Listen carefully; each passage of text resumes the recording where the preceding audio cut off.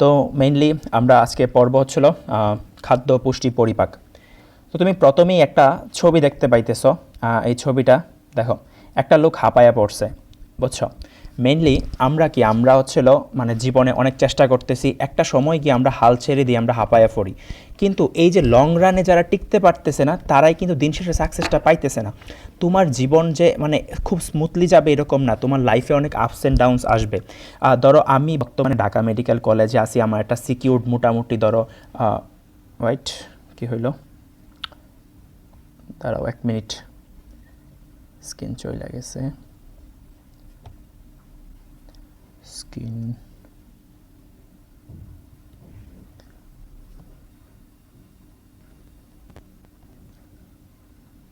আচ্ছা।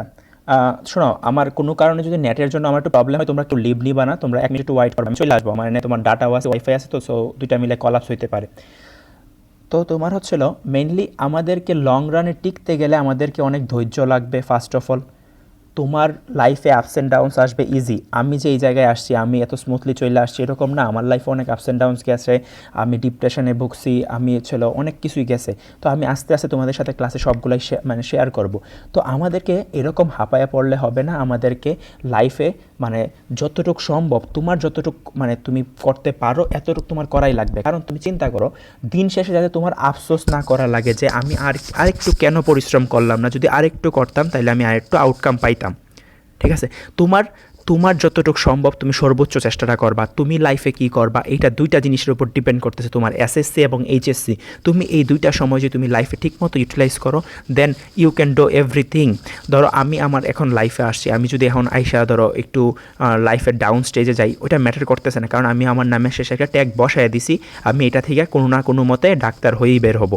তো মেইনলি হচ্ছিল আমাদেরকে স্বপ্ন দেখতে হবে এবং সেটা বাস্তবায়নের জন্য যতটুকু করা সম্ভব অতটুকু করতে হবে। তো ফার্স্ট অফ অল আমরা শিখবো কীভাবে স্বপ্নটা দেখতে হয়। তুমি আজকে ডিসাইড করে নাও, তুমি আগামী 5 বছর পরে তুমি তোমাকে কই দেখতে মানে চাও, তুমি তোমার নিজেকে কেমনে দেখতে চাও, এটা তুমি আজকে ডিসাইড করো। যে আজকে আমার সাথে তোমরা বসে থেকে ডিসাইড করো যে আমাকে আগামী 5 বছর পরে, আগামী 2 বছর পরে আমি আমাকে আজকে এই স্টেজে দেখতে চাই। ঠিক আছে? তো তুমি তোমাকে কোন স্টেজে দেখতে চাও এটা ডিসাইড তোমার এখনই নেওয়ার সময়। সেটার জন্য তোমাকে যা করা লাগে, তোমার সামনে অনেক বাধা বিপত্তি অনেক কিছুই আসবে। ঠিক আছে? ওই বাধা বিপত্তি কিছু না, ওই বাধা বিপত্তি অতিক্রম করেই তোমাকে চুজ করতে হবে তুমি কি সাকসেসের লাইনে যাবা নাকি ফেইলিওরের লাইনে যাবা। তুমি লাইফে সাকসেস চাও নাকি ফেইলিওর চাও।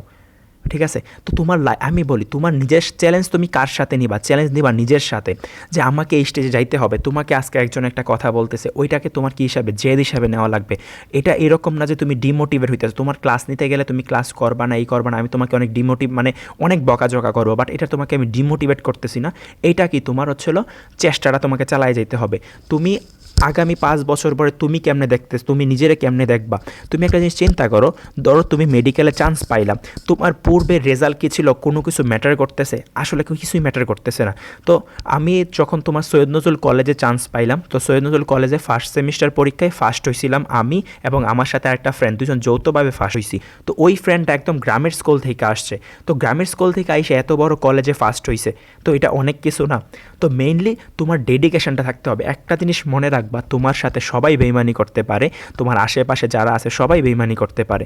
এরকম কেউ নাই যে তোমার বেস্ট ফ্রেন্ড তোমার সাথে বেইমানি করবে না, তোমার গার্লফ্রেন্ড তোমার বয়ফ্রেন্ড তোমার জন্য জীবন দেওয়া দিবে। ভাই এইগুলা হুদা, বুঝছো? বেহুদা কথা এইগুলা না। তোমার সাথে সবাই বেইমানি করতে পারে, বাট তোমার হার্ডওয়ার্ক তোমার সাথে কোনোদিন বেইমানি করবে না। তুমি যদি একটা জিনিসের জন্য কঠোর পরিশ্রম করো, সেটা তোমাকে পে অফ করবেই। তো এটা সবসময় বিলিভ রাখবা যে হার্ডওয়ার্ক অলওয়েজ পেইজ অফ।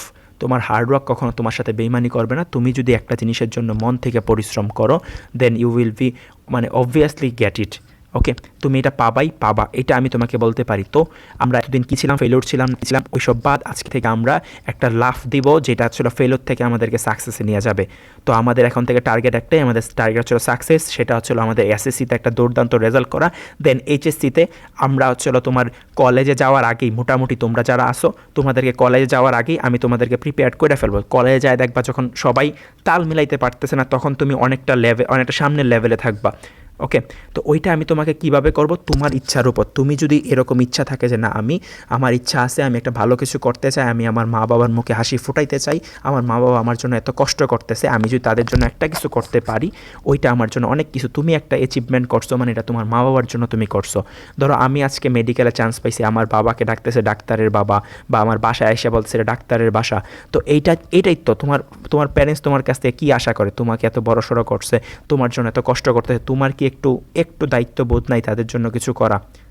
লাইফে তো অনেক কিছুই করছো, অনেক কিছু করতেছো, অনেক কিছু করবাও সামনে, চিল করার অনেক টাইম আছে। এইটা বছর কষ্ট, দেন তুমি লাইফে অনেক চিল করতে পারবা। তুমি ভার্সিটিতে যাও, যায় তুমি রিলেশন করো, ভার্সিটিতে যায় তুমি যা মন চাই করো, টিউশন করাও, তুমি নিজের টাকায় আইফোন কিনো, নিজের টাকায় স্যামসাং S23 কিনো, নিজের টাকায় তোমার হচ্ছিল কী জানি নতুন বাইকটা আসছে রয়্যাল এনফিল্ড কিনো, যা মন চাই করো। বাট তোমাকে তো আগে একটা নিজের জায়গায় যেতে হবে না? এইগুলা করার একটা বয়স আছে। তুমি জানো সবচেয়ে ভুল করার উপযুক্ত সময় কোনটা? 9 এবং 10, বুঝছো? এই টাইমে তুমি নিজেকে শুধরাইতে পারবা, তো তুমি লাইফে অনেক দূরে চলে যাবা। আমাদের একটা কথা ছিল, আমাকে একজন স্যারে বলছিল যে 9-এ ওঠা মানে লাইনে ওঠা, বুঝছো? তো তোমরা 9-এ উঠছো মানে লাইনে উঠে যাবা, এটা মাইনো না। তোমরা লাইনে উঠো না, 9-এ উঠছো বা 10-এ উঠছো, লাইনে যায়ও না।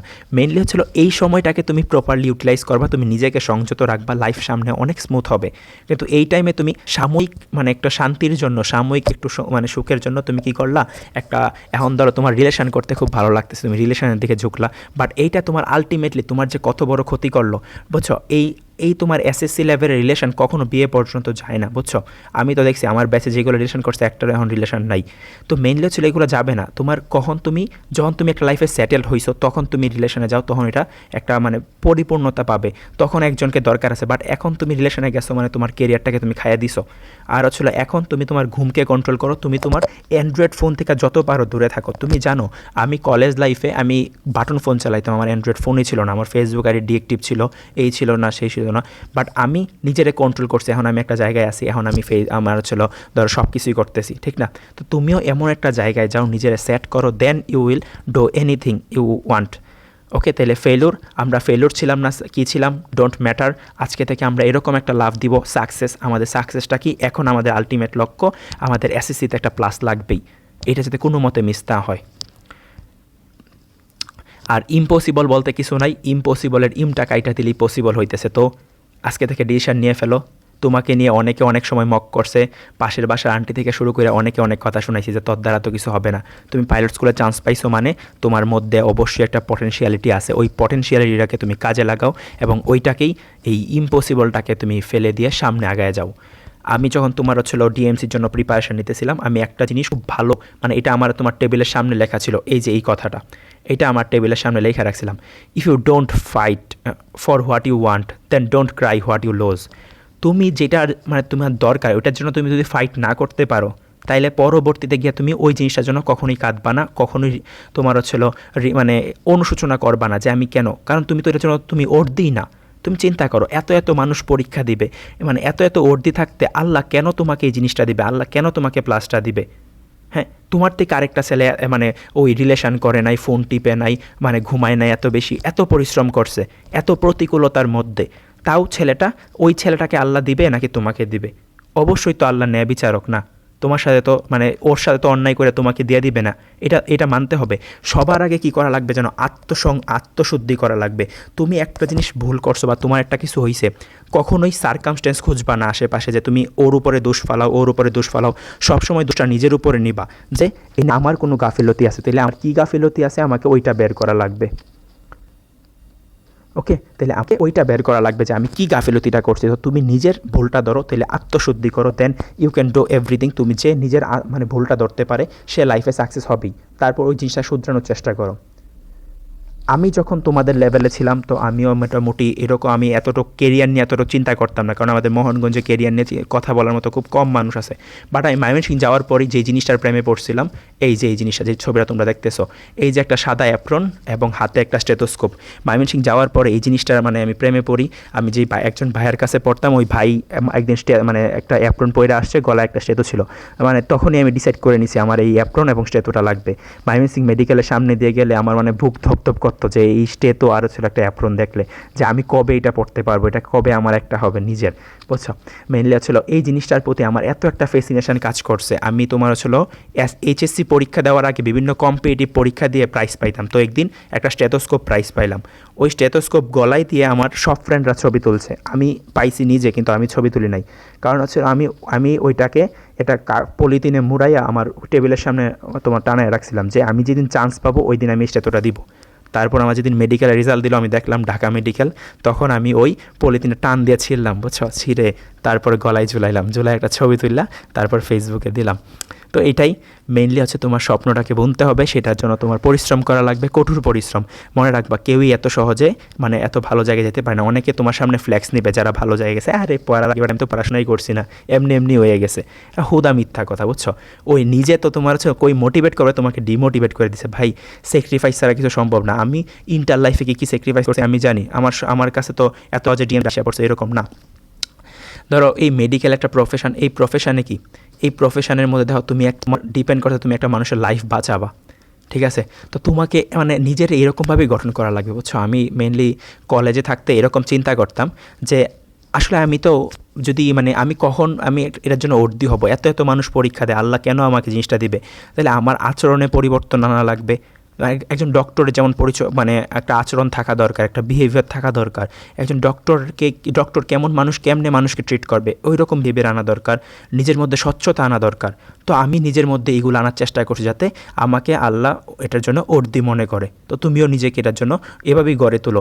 আমাদের মোহনগঞ্জ থেকে আমার আগে আমি সব সিনিয়র ভাইদের জিজ্ঞাসতাম, ভাই আমাদের ঢাকা মেডিকেলে কে আছে, যেহেতু মেডিকেলের মধ্যে 1 নাম্বার ডিএমসি ঢাকা মেডিকেল।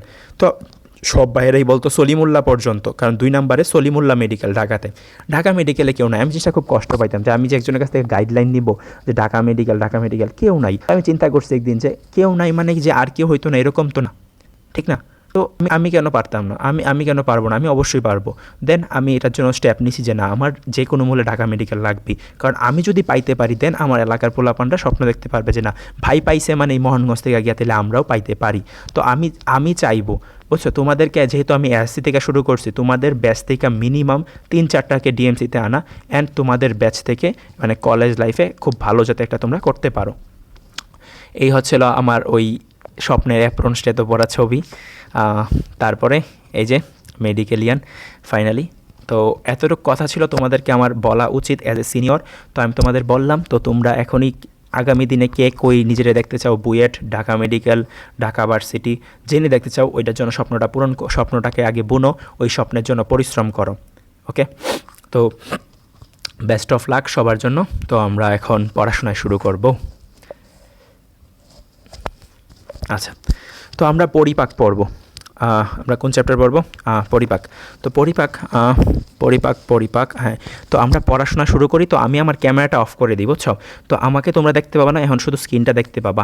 তো স্ক্রিনে মানে লেখা বাসবে, আর তোমরা ছিল কোনো প্রশ্ন থাকলে মাইক অন করে প্রশ্ন করবা। আচ্ছা, তোমাদেরকে আমি এতক্ষণ যা বললাম এর উপর তোমাদের কারো কোনো কিছু বলার আছে বা প্রশ্ন আছে, কিছু বলতে চাও, কারো কোনো জিজ্ঞাসা আছে? না ভাই।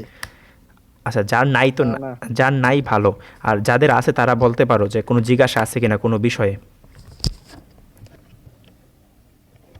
কোনো জিজ্ঞাসা আছে কারো যে ভাই কোনো একটা প্রফেশন সম্পর্কে জিগাইতে চাও, বা আমি ভাই বুয়েটে ইচ্ছা, তো আমি কেমনে পড়বো, এরকম কোনো গাইডলাইন চাও? এরকম থাকলে বা কারো কোনো ইচ্ছা থাকলে আমাকে বলতে পারো।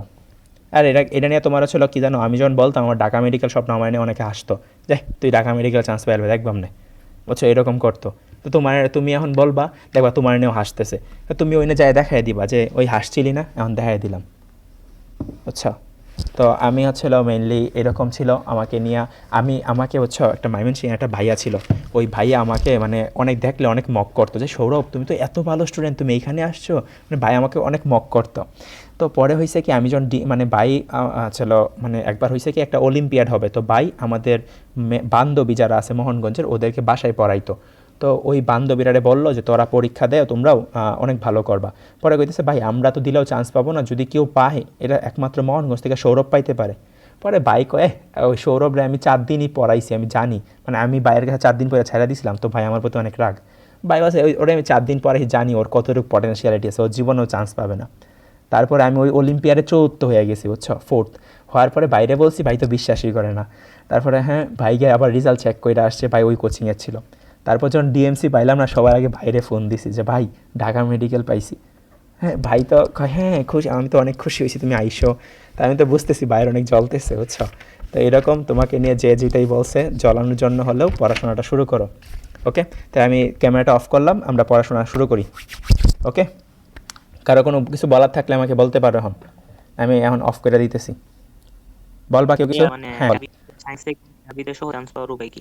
আচ্ছা, ডাবি তোমার হচ্ছিল, যাদের তোমার টার্গেট হচ্ছিল ডাবি, তোমরা হচ্ছিল মেইনলি ডাবি, তোমার হচ্ছিল আর ঢাকা মেডিকেল হোক বুয়েট হোক, তোমাদের যেটাই টার্গেট থাকে, তোমরা এখন কী করবা জানো, সায়েন্সের যে সাবজেক্টগুলো আছে ওইগুলো চেষ্টা করবে একটু মানে বুঝে পড়ার জন্য, মুখস্থ না, বায়োলজিও মুখস্থ না, বুঝে পড়ার জন্য। তুমি সবগুলো সাবজেক্ট এখন আপাতত তোমার যাই টার্গেট তুমি বুঝে পড়ো। তারপরে তুমি যখন এসএসসিটা ক্রস করবা, দেন তুমি হচ্ছিল ওই কোনটার জন্য কেমনে শুরু থেকে প্রিপারেশন নিবা, ওইটা নিয়ে তোমাদের এসএসসির পরে আমি তোমাদেরকে গাইডলাইন দিব।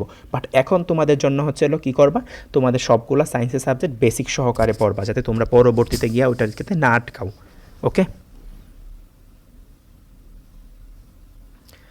আচ্ছা, তাইলে আমরা এখন তোমার ক্লাস শুরু করি, পড়াশোনা একটু শুরু করি। আজকে এত বেশি আমি তোমাদের হার্ড কিছু পড়াবো না, একদম সহজ একটা টপিক নিছি, হচ্ছে পরিপাক। তোমাদের পরিপাক কেমন লাগে এমনি আগে যে পড়ছো? সহজ না কঠিন? সহজ লাগার কথা, সহজ টপিক নিছি প্রথম দিন যেহেতু।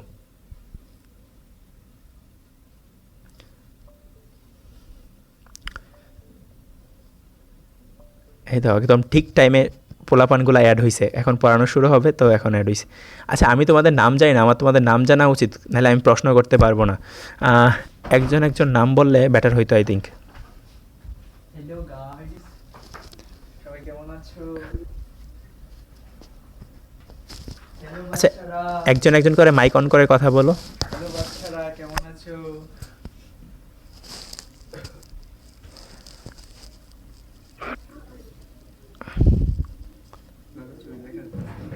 হ্যাঁ, নাম বলো। তোমরা কি মাইক অন করতে পারো? নিচে দাও, মাইক অপশনটা আছে। ভাই আমার নাম নক্ষত্র। হ্যাঁ নক্ষত্র, তুমি তো ফেমাস, গ্রুপে অনেক লেখাটেখা দেখছি। তোমার বাসা কোন জায়গায়? আমার বাসা মোহনগঞ্জ হাসপাতালের এদিকে। হাসপাতাল? আমার বাসা চিনো? না ভাইয়া। আমার বাসা তো বসুন্ধরা মোড়ে। ও আচ্ছা, আগে দেখি নাই তো কোনো দিন।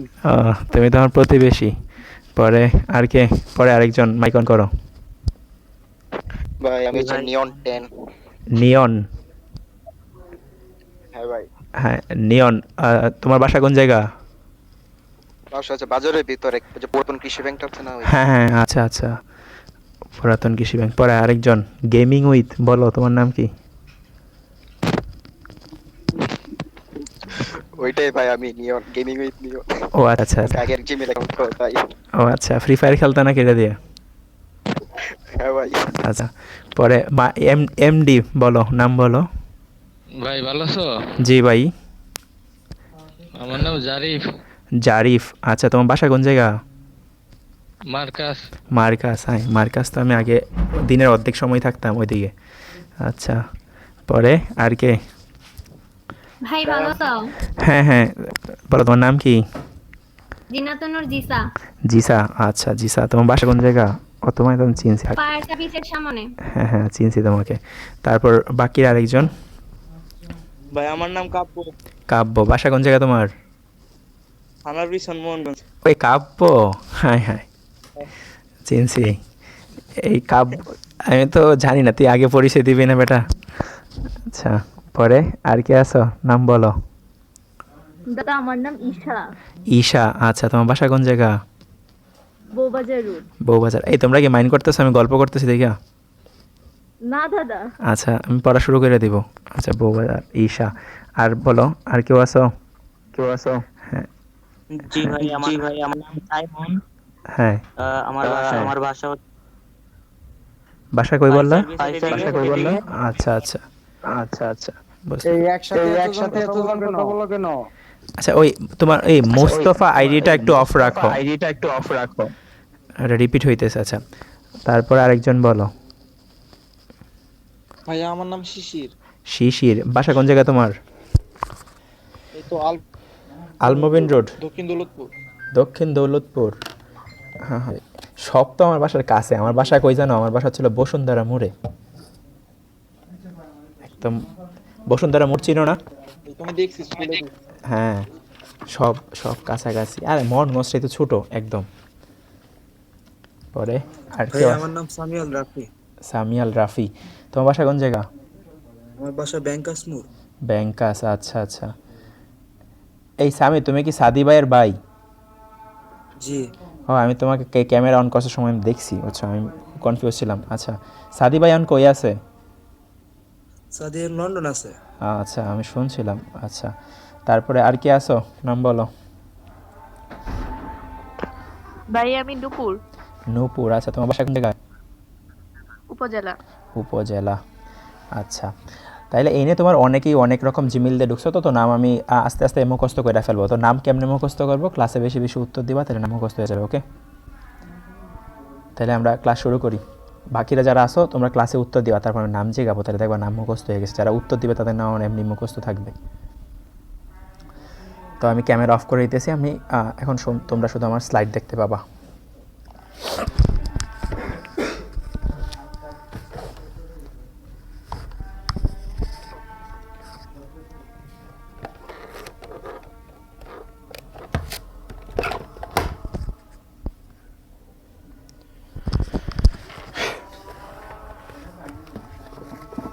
আচ্ছা, তো আমরা শুরু করব পরিপাক। তো মেইনলি পরিপাক মানে কি? আচ্ছা, আমরা তোমার যে খাইতেছি খাবারগুলা, এগুলা কোন ধরনের খাবার? ধরো তুমি ভাত খাইতেছো, মাছ খাইতেছো, মাংস খাইতেছো, তোমার কোষের পক্ষে, তোমার কোষগুলা, এত ছোটো ছোটো কোষগুলা, ওই কোষগুলার পক্ষে কি ওইগুলা রিসিভ করা পসিবল না? তো আমরা খাইতেছি কোন ধরনের খাবার? দাঁড়াও, ওয়েট এ মিনিট।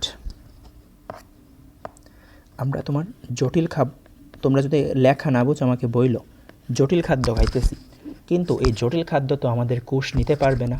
তো এই জটিল খাদ্যকে কি করা লাগবে? আমাদের কোষের গ্রহণ উপযোগী সরল উপাদানে পরিণত করা লাগবে। না হলে তো এই খাবার থেকে যে শক্তিটা এটা ইউটিলাইজ করতে পারবে না কোষগুলা। তাহলে আমরা খাইতেছি জটিল খাদ্য, যেমন কি আছে ভাত, মাছ, মাংস, এগুলা খাইতেছি। তো এই জটিল খাদ্যগুলাকে আমরা কি করা লাগবে? ভাঙা লাগবে। ভেঙে কোষের গ্রহণ উপযোগী সরল উপাদানে পরিণত করা লাগবে। এখন যেই পদ্ধতিতে এই কাজটা করা হয় ওইটাকেই পরিপাক বলে। তাহলে পরিপাক কি? যে পদ্ধতিতে জটিল খাদ্য ভেঙে কোষের শোষণ উপযোগী বা গ্রহণ উপযোগী সরল উপাদানে পরিণত করা হয় তাকেই পরিপাক বলে। তাই তোমার যদি আসে পরীক্ষায় পরিপাকের সংজ্ঞাটা দিতে পারবা না? তাহলে পরিপাক হচ্ছে যে প্রক্রিয়ায় জটিল খাদ্য ভেঙে কোষের শোষণ উপযোগী সরল উপাদানে পরিণত হয়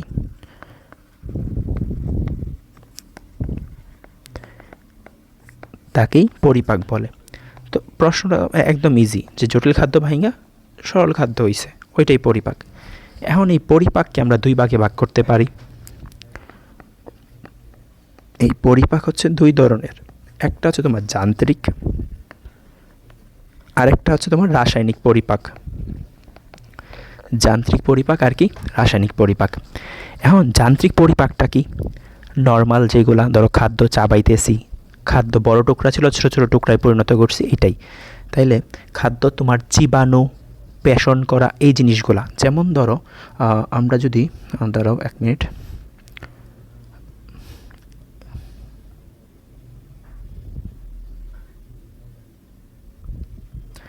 ধরো এইটা এই যে চিত্রটা, এইটা হচ্ছে তোমার মুখছিদ্র। তো খাবার এই রেতে ঢুকলো, এনে খাবারটা প্রবেশ করার পরে এনে খাবারটা কী হইতেছে? দাঁত তোমার খাবারটাকে কাইটা ছোটো ছোটো টুকরায় পরিণত করতেছে। তারপর এই ছোটো ছোটো টুকরাগুলা এদিক দিয়ে পাকস্থলিতে আসতেছে। তারপর পাকস্থলিতে আসার পরে পাকস্থলীর পেশিগুলা এটার মধ্যে চাপ দিতেছে। চাপ দেওয়ার ফলে এই যে তোমার ছোটো টুকরোগুলা তখন এটা একটা মন্ডে পরিণত হয়। ওকে, তাহলে এই যে জিনিসগুলা চাপ, কাটা, ছেঁড়া, এইগুলো হচ্ছে যান্ত্রিক পরিপাক। তাহলে যান্ত্রিক পরিপাকটা কি? যান্ত্রিক পরিপাকটা হচ্ছে যেমন ধরো মুখগহ্বরে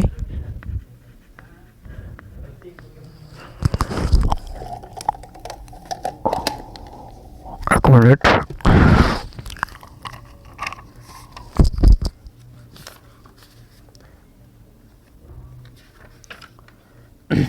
তাহলে তোমার যান্ত্রিক পরিপাকটা মুখগহ্বরে কী হইতেছে? খাদ্য ছোটো ছোটো টুকরায় পরিণত হইতেছে। এই জিনিসগুলা তোমাকে যদি পরীক্ষায় আসে তুমি যান্ত্রিক পরিপাক কাকে বলে, তাহলে তুমি কি লিখবা? তুমি লিখবা পরিপাকের সময়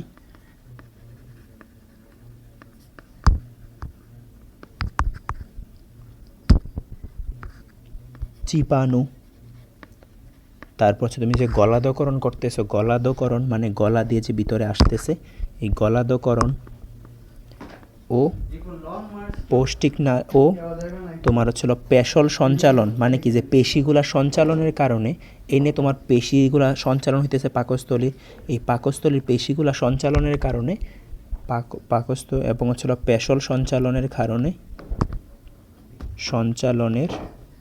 এক মিনিট, নেট প্রবলেম, দাঁড়াও।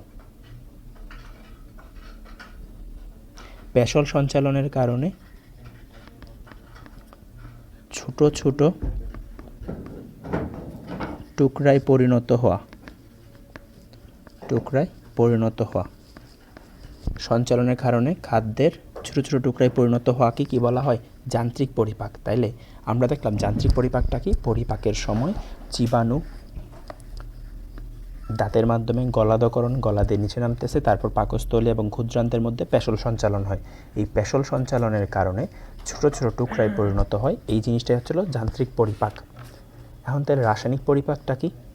রাসায়নিক পরিপাকটা হচ্ছিল তোমার বিভিন্ন এনজাইম হরমোনের ক্রিয়ায় এটা ভাঙবে খাবারগুলা। তাহলে এনে কী হইতেছে? এনজাইম হরমোনের প্রভাবে, মানে এখানে রাসায়নিক বিক্রিয়া ঘটবে। এই রাসায়নিক পরিপাকে নর্মালি রাসায়নিক বিক্রিয়া হয়। এখন রাসায়নিক বিক্রিয়াগুলো যে হইতেছে, এই রাসায়নিক বিক্রিয়াগুলো কিসের উপস্থিতিতে হয়? হরমোন এনজাইমের উপস্থিতিতে। তাই তুমি সংজ্ঞাটা কেমনে দিবা? সংজ্ঞাটা দিবা যে পরিপাকের এই যান্ত্রিক পরিপাকের পর এটা তোমার হচ্ছে দ্বিতীয় ধাপ। এটা পরিপাকের কয়তম ধাপ? পরিপাকের দ্বিতীয় ধাপ। তোমার পরীক্ষায় আসতে পারে যে পরিপাকের দ্বিতীয় ধাপ বলা হয় কোনটাকে? রাসায়নিক পরিপাককে। তো রাসায়নিক পরিপাক কী হয়? যে এনজাইমের উপস্থিতিতে জটিল খাদ্য এনজাইম হরমোনের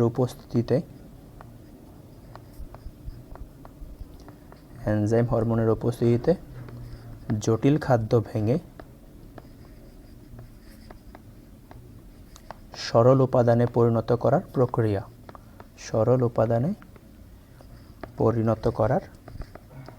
প্রক্রিয়াকে রাসায়নিক পরিপাক বলে।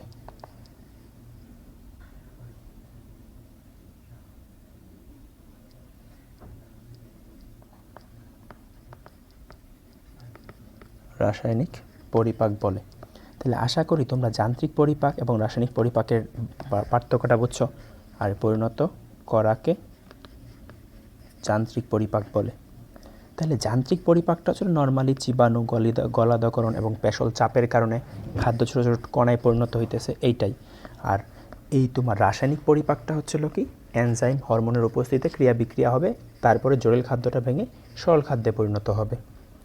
ওকে, এখন এই পরিপাকের সাথে রিলেটেড যেগুলো আছে, মানে আমাদের পরিপাকের সাথে আমাদের দেহের যে পার্টগুলো রিলেটেড, ওইটারে একত্রে বলা হয় পৌষ্টিকতন্ত্র। কি? পৌষ্টিকতন্ত্র। আচ্ছা, তন্ত্র জিনিসটা আসলে কি? তন্ত্র মানে হচ্ছে তোমার অনেকগুলা অঙ্গ মিলে তন্ত্র গঠিত হয়। অনেকগুলো অঙ্গ, তোমাদের সিকোয়েন্সটা বোঝাই। ধরো অনেকগুলা কোষ, বলো তো অনেকগুলা কোষ মিলে কি হয়? কেউ জানো? টিস্যু। হ্যাঁ, টিস্যু, ভেরি গুড। তারপর অনেকগুলা টিস্যু মিলে কি হয়? অঙ্গ। অঙ্গ অঙ্গ হ্যাঁ হ্যাঁ, অনেকগুলো অঙ্গ মিলে কি হয়? তন্ত্র। তন্ত্র ভেরি গুড। তোমার নাম কি? ইচ্ছা ঈশা। ওকে, তাহলে বুঝতে পারছি আমরা বাকিরা। আমরা এটা হচ্ছিল সিকোয়েন্সটা এরকম যে অনেকগুলা কোষ মিলে কি হয়? টিস্যু। তারপর অনেকগুলা টিস্যু মিলে অঙ্গ, অনেকগুলো অঙ্গ মিলে তন্ত্র। তাহলে পৌষ্টিক তন্ত্র মানে কি? যেই অঙ্গগুলা পৌষ্টিক কাজে মানে ব্যবহৃত হয়। পৌষ্টিক মানে কি? পরিপাকের কাজে। তাহলে তোমার এই সংজ্ঞাটা এরকমভাবে দিবা যে তন্ত্রের সাহায্যে খাদ্যদ্রব্য ভেঙে, মানে পরিপাকের সংজ্ঞাটা দিয়ে দিবা। পরিপাকের সংজ্ঞাটা আমরা কি দেখছি? জটিল খাদ্য ভেঙে সরল উপাদানে পরিণত হয়।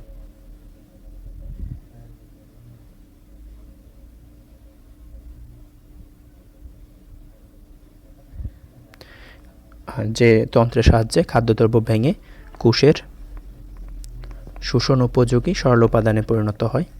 শোষণ উপযোগী সরল উপাদানে পরিণত হয়।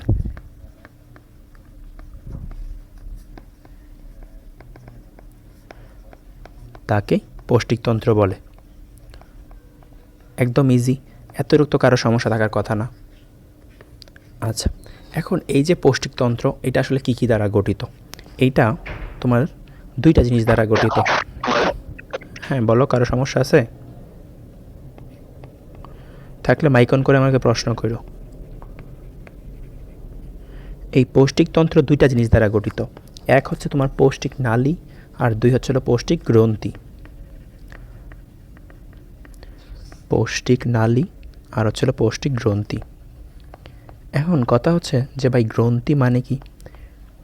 গ্রন্থি হচ্ছে তোমার যেটা ক্ষরণ করতে পারে। ওকে, তাইলে পৌষ্টিক গ্রন্থির কাজ কি? ক্ষরণ করবে, এনজাইম, হরমোন, এই জিনিসগুলো ক্ষরণ করবে। আর পৌষ্টিক নালী হচ্ছিল নর্মাল পার্টগুলা। আচ্ছা দাঁড়াও 1 মিনিট, আমি একটু ওইগুলার নিচে পাঠায় নিই। এগুলো তো একটু পরে, তো এখন যেটা লাগবে। এখন তাকাও চিত্রের দিকে। একটা হচ্ছে তোমার সামনে থেকে, আর একটা হচ্ছে তোমার মুখটা সাইডের দিকে তাকায় আছে। তো প্রথমেই তোমার কি আছে দেখো তো, এই যে মুখছিদ্র। আমরা খাবারটা কোন দিক দিয়ে প্রবেশ করতেছে? প্রথমেই এই মুখছিদ্র দিয়ে প্রবেশ করে না খাবারটা? এই যে এটা হচ্ছে মুখছিদ্রটা। ওকে, তাহলে তোমার পৌষ্টিক নালী হচ্ছে, তুমি এই যে চিত্রটা দেখতে পাচ্তেছো, এটা হচ্ছে পৌষ্টিক নালী। তাহলে পৌষ্টিক নালী শুরু হয়েছে কি দিয়ে বলো? মুখছিদ্র। ইয়েস, মুখছিদ্র দিয়ে শুরু হয়েছে। তারপরে কি আছে? এই যে তোমার এতটুকু পার্ট আছে, এই যে এতটুকু পার্ট, এটাকে আমরা বলতেছি মুখগহ্বর। মুখগহ্বর, হ্যাঁ। আচ্ছা, তারপর মুখগহ্বরের মধ্যে কি কি আছে? দাঁত আছে, জিহ্বা আছে, এবং লালা গ্রন্থি আছে। লালা, যেখান থেকে আমাদের লালা রস নিঃসৃত হইতেছে। তার মানে বলো তো, আমরা পৌষ্টিক গ্রন্থি অলরেডি একটা পায়া ফেলছি, নাম কি? ইয়েস, না মুখগহ্বর না, এই লালা গ্রন্থি। হ্যাঁ, লালা গ্রন্থি। আচ্ছা, তাহলে আমরা লাস্টে গিয়ে কাউন্ট করবো কয়টা গ্রন্থি হয়। তাহলে পৌষ্টিক গ্রন্থি পাইলাম একটা। আচ্ছা, তারপরে কি? মুখগহ্বরের পরে, এই তো মুখগহ্বরের পরে এই যে এতটুক পার্ট হচ্ছিল গলবিল। তারপরে এইটা হচ্ছিল অন্ননালী। তাহলে তোমার গলবিলটা একটু ছোট থাকে, এত বড় না। এটা হচ্ছিল অন্ননালী। ওকে, তাহলে গলবিল, তারপরে কি আছে? অন্ননালী। আচ্ছা, তারপর অন্ননালীটা গিয়ে হঠাৎ করে স্ফীত হয়ে গেছে। স্ফীত হয়ে কি গঠন করছে? পাকস্থলী। এইটা হচ্ছিল কি? পাকস্থলী। বুঝছো? এখন এই পাকস্থলী রিলেটেড কোনো কিছুকে আমরা কি বলি জানো? আচ্ছা, ধরো তোমাদেরকে আগে এনে লেখা দিই। কই লিখবো? এনেই লিখি। ধরো তোমার হৃৎপিণ্ড রিলেটেড কোনো কিছুকে বলা হয় কার্ডিও। কি বলা হয়? আমরা বলি না কার্ডিওলজিস্ট দেখাও, মানে হৃৎপিণ্ড বিশেষজ্ঞ দেখাও। শুনছো কাউরে বলতে কার্ডিওলজিস্ট? মানে উনি হচ্ছিল হৃৎপিণ্ড বিশেষজ্ঞ। তাহলে হৃৎপিণ্ড রিলেটেড কোনো কিছুকে আমরা কি বলি? কার্ডিও। পাকস্থলী রিলেটেড কোনো কিছুকে আমরা বলি গ্যাস্ট্রো। তাহলে তুমি গ্যাস্ট্রো কথাটা জেনেই থাকবে, উনি বুঝবা কী নিয়ে কথা হইতেছে, আব্বু, পাকস্থলী নিয়ে। স্পিকারটা অফ করে রাখ। আচ্ছা, তাইলে আমাদের মানে পাকস্থলী নিয়ে কথা হইতেছে মানে আমরা বুঝবো ওইটা কি, মানে গ্যাস্ট্রো কথাটা আছে মানে বুঝবো পাকস্থলী নিয়ে কথা হইতেছে। তারপরে যকৃৎ রিলেটেড কোনো কিছুকে বলা হয় হ্যাপাটো। এই সবাই মাইক অফ রাখি, প্রয়োজনে শুধু মাইক অন করব। তাহলে হ্যাপাটোলজিস্ট যকৃৎ বিশেষজ্ঞ। তাহলে তোমার কার্ডিও থাকলে হৃৎপিণ্ড, পাকস্থলী থাকলে গ্যাস্ট্রো, যকৃৎ থাকলে হ্যাপাটো। ওকে, আচ্ছা এখন এই যে পাকস্থলী, এই পাকস্থলীর প্রাচীরে কিছু গ্রন্থি আছে, এই প্রাচীরে এরকম কিছু গ্রন্থি আছে। এই গ্রন্থিগুলোকে কি গ্রন্থি বলা হবে? যেহেতু পাকস্থলীর মধ্যে, তাহলে নাম হবে গ্যাস্ট্রিক গ্রন্থি। Gastric very good. কারণ কি? কারণ হচ্ছিল আমরা জানি পাকস্থলী রিলেটেড কোনো কিছুকে কী বলে? গ্যাস্ট্রো। তাহলে পাকস্থলীর মধ্যে আছে, তাহলে ওইটাকে আমরা কী বলবো? গ্যাস্ট্রিক গ্রন্থি। তাহলে পাকস্থলীর মধ্যে আছে আমাদের গ্যাস্ট্রিক গ্রন্থি। গ্যাস্ট্রিক গ্রন্থি। তাহলে আমরা গ্রন্থি আরেকটা পাইলাম, কি নাম? গ্যাস্ট্রিক গ্রন্থি। হ্যাঁ, তাহলে তুমি কয়টা গ্রন্থি পাইলে এই পর্যন্ত? দুইটা, কি কি? লালা গ্রন্থি, লালা গ্রন্থি আর গ্যাস্ট্রিক গ্রন্থি। Very good. তাইলে এখন পাকস্থলী, তাহলে আমরা প্রথমেই দেখলাম পৌষ্টিকতন্ত্রের মধ্যে প্রথমেই সবার আগে মুখছিদ্র, তারপরে মুখগহ্বর, তারপরে গলবিল, তারপরে অন্ননালী। মুখছিদ্র তুমি নিজেরাই ফিল করবা, এই জিনিস পড়ার সময় কখনোই চিন্তা করবা নিজের বডি নিয়ে। তোমার মুখছিদ্র, তারপরে কি মুখগহ্বর, তারপরে গলবিল, দেন অন্ননালী। আচ্ছা, তোমার ধরো এইটা ধরো তোমার গলাটা না, এখন তোমার গলায় তুমি হাত দাও তো, দেখো তো একটা কি হাতে লাগতেছে না, শক্ত শক্ত, হ্যাঁ এটার নাম কি বলো তো তাহলে? ট্রাকিয়া। হ্যাঁ, ট্রাকিয়া বা শ্বাসনালী। এইটা কিন্তু অন্ননালী না, অন্ননালীর সামনে আরেকটা নালী থাকে, এই নালীটার নাম হচ্ছিল ট্রাকিয়া বা শ্বাসনালী। এই ট্রাকিয়া কে বললা? আমি ভাই কাব্য। এই অনেক ভালো পারছো। তাহলে এটা ছিল ট্রাকিয়া বা শ্বাসনালী। ওকে, তাহলে সামনে থাকে ট্রাকিয়া বা শ্বাসনালী। এখন তোমরা আচ্ছা আমি একটু এক্সট্রা কথাবার্তা বইলে ফেলি, বইয়ের বাইরে ওইগুলো তোমার জানা দরকার আছে, বইয়ের মধ্যে সীমাবদ্ধ থাকলে হবে না। আচ্ছা ধরো তোমার এইটা হচ্ছিল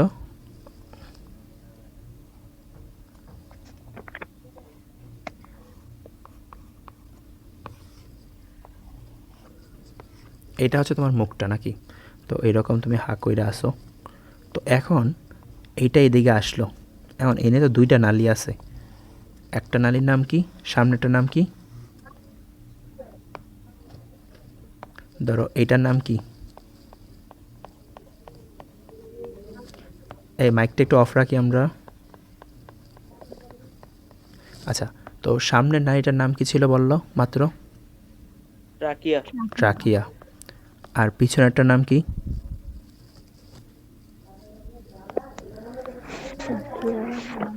এটা ছিল অন্ননালী। হ্যাঁ, এখন তুমি আমাকে বলো, তুমি একটা জিনিস খাইলা, মুখ দিয়ে প্রবেশ করলা, এখন এই খাবারটা কোন নালী দিয়ে যাবে? অন্ননালী। আচ্ছা, এখন আমি তোমার একটা প্রশ্ন করি, কেন অন্ননালীতে যাবে? ট্রাকিয়া দিয়ে কেন গেল না? তাহলে তো শ্বাসকার্যের সাথে সম্পর্ক না। হ্যাঁ সম্পর্ক, কিন্তু নালী তো দুইটাই খোলা, ওই খাবার কি চিনে কোন দিকে যাওয়া লাগবে? এপিগ্লোটিস। ভাইয়া, হ্যাঁ খাবার খাওয়ার সময় শ্বাসনালী অফ হয়ে যায় না? হ্যাঁ হ্যাঁ। আচ্ছা, এপিগ্লোটিস কে বলছো? ভাই আমি। কাব্য? জি ভাই। সেই তো। আচ্ছা, আর বন্ধ হয়ে যায় কে বলছো? ভাইয়া আমি সেজুতি। সেজুতি। আচ্ছা, বন্ধটা কি দেওয়া হয়? এই এপিগ্লোটিসটা দেওয়া হয়। এই নিয়ে তোমার কি আছে? এইখানে তোমার এপিগ্লোটিস আছে, এই যে এপিগ্লোটিসটা। এই এপিগ্লোটিস কি করে, যখন খাবার আসে তখন এই এপিগ্লোটিসটা ট্রাকিয়াটাকে বন্ধ করে দেয়। আর যখন তোমার খাবার থাকে না, তুমি শ্বাস নিতেছো নর্মাল, তখন তোমার হচ্ছিল এটা এরকম থাকে। তাহলে এখন তোমার আমরা কি করতেছি, কথা বলতেছি, তাহলে এটা এই সাইডে পড়ে আছে, যেহেতু কথা বলতেছি আমাদের ট্রাকিয়া খোলা থাকা লাগবে। এখন ধরো তুমি কি করতেছো, তুমি খাইতে বসছো, খাইতে বইসা কি করতেছো, তুমি কথাও বলতেছো, খাইতেও আসো, তো একবার এই সাইড যাইতেছে আর একবার ওই সাইড যাইতেছে, এই সাইড ওই সাইড। হঠাৎ করে কি করে জানো, হ্যাঁ পাজেলড হয়ে যায় যে এখন কোন দিকে যায়, কথাও আসতেছে খাবারও আসতেছে, এখন তো এপিগ্লোটিস পড়ছে বিপদে। তখন কি করে, তোমার হচ্ছিল খাবারের কিছু অংশ এই ভুলের এই তোমার কলাপসের কারণে কিছু অংশই ট্রাকিয়া দিয়ে প্রবেশ করতে পারে। তখন আমরা দেখো না এই খাইতে খাইতে বলে বিষম খাই বলি না, বিষম খাইছে। হ্যাঁ, এইটা হচ্ছিল এই বিষমটা, বুঝছো, কোনো কারণে যদি এখান দিয়ে হালকা প্রবেশ করে। আবার অনেক সময় শুনছো বলতে যায় বান লাইগা মরছে খাইতে গিয়া, শুনছো? জি ভাইয়া।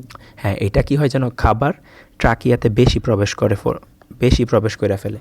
তখন কি হয়, এই ট্রাকিয়াটাকে বন্ধ করে দেয়, তুমি আর শ্বাস নিতে পারবে না, ডাইরেক্ট ডেড। তো এই জন্য খাইতে বসে কম কথা বলা লাগে।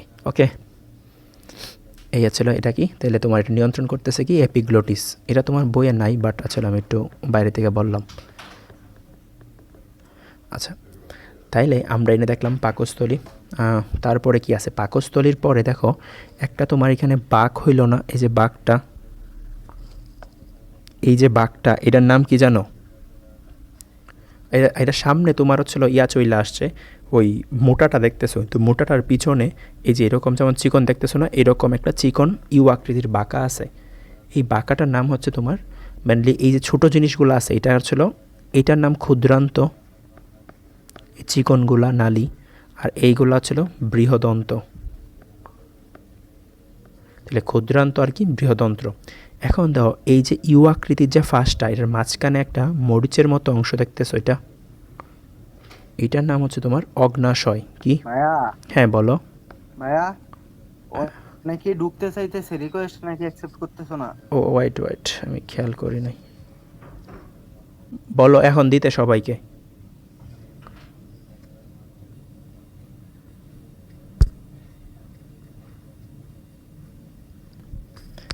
এই গ্রুপে বইলা দাও সবাই দিয়ে দিতে।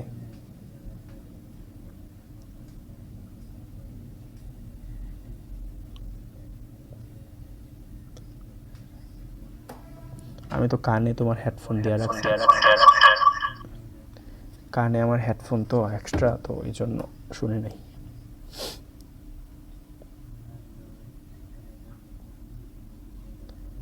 আচ্ছা, আর কেউ কি দিবে? আচ্ছা, আমি হেডফোন খুলে রাখলাম, এখন বুঝবো দিলে।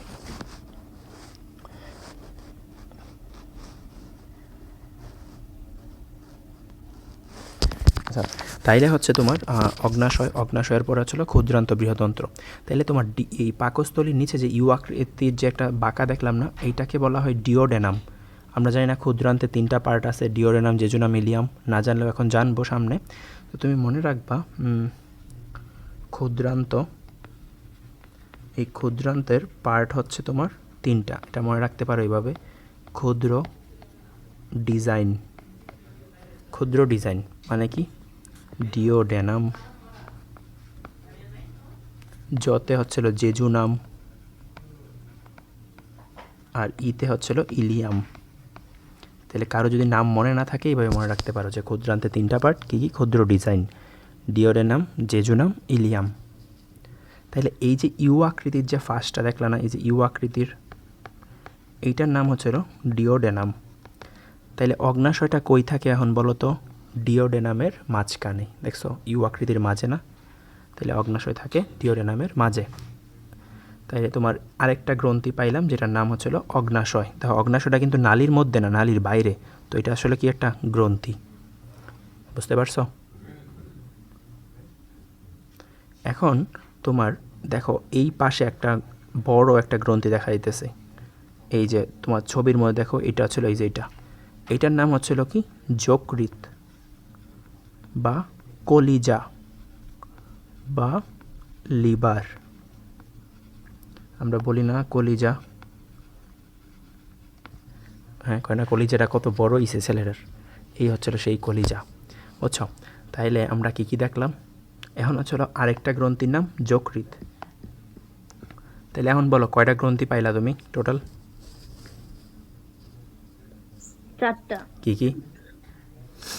লালার গ্রন্থি, গেস্ট্রিক গ্রন্থি, অগ্নাশয় গ্রন্থি, যকৃত গ্রন্থি। ইয়েস, তাইলে আমরা পাইলাম। এখন তুমি আমাকে বলো তোমার যকৃৎটা তোমার বডির কোন সাইডে আছে?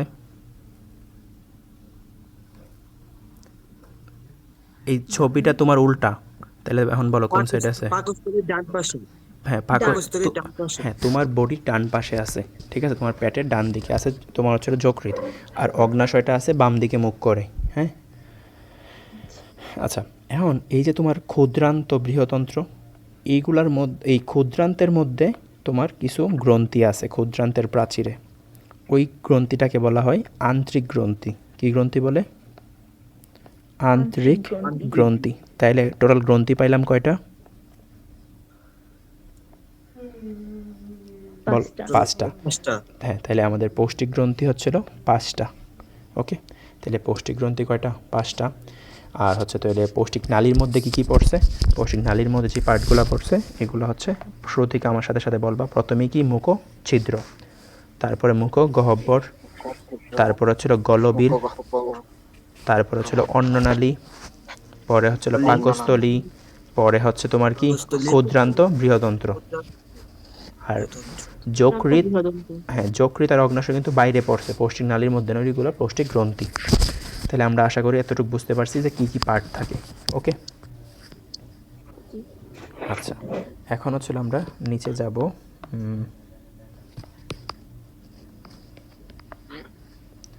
ভাই আরেকজন ঢুকতো, তো অ্যাকসেপ্ট করো রিকোয়েস্টটা। হ্যাঁ, এখন যাই দিবে আমি অ্যাকসেপ্ট করতে পারবো। আমি আমার কান থেকে ইয়ারফোন খুলে রাখছি, আমি শুনবো এখন। আচ্ছা, তো এখন আমরা পড়ব যে মুখগহ্বর পার্টটা। মুখছিদ্র নিয়ে পড়ার কিছু নাই, মুখগহ্বরে কী কী আছে এই জিনিসটা একটু দেখা লাগবে। মুখগহ্বর, আচ্ছা মুখগহ্বরে মনে রাখবা কয়টা জিনিস আছে? 3টা জিনিস, দাঁত, জিহ্বা আর হচ্ছে লালা গ্রন্থি। আচ্ছা, তো প্রথমে আমরা জিহ্বা নিয়ে পড়াশোনা করব, তারপরে লালা গ্রন্থি, তারপরে দাঁত, দাঁতটাকে শেষে নিয়ে পড়াশোনা করব, দাঁত নিয়ে। তো প্রথমে জিহ্বা। এই যে জিহ্বা, এটার কাজ কি? খাদ্যবস্তুকে নাড়াচাড়া করে, চাবাইতে সাহায্য করে, স্বাদ গ্রহণ করতে সাহায্য করে। তো জিহ্বার কাজ হচ্ছিল খাদ্যবস্তু নাড়াতে আর হচ্ছিল স্বাদ নিতে সাহায্য করে। আচ্ছা এখন আমাকে একটা, এই তোমরা মাইক অফ রাখো। আচ্ছা এখন বলো, স্বাদ নিতে কেমনে সাহায্য করে জিহ্বা?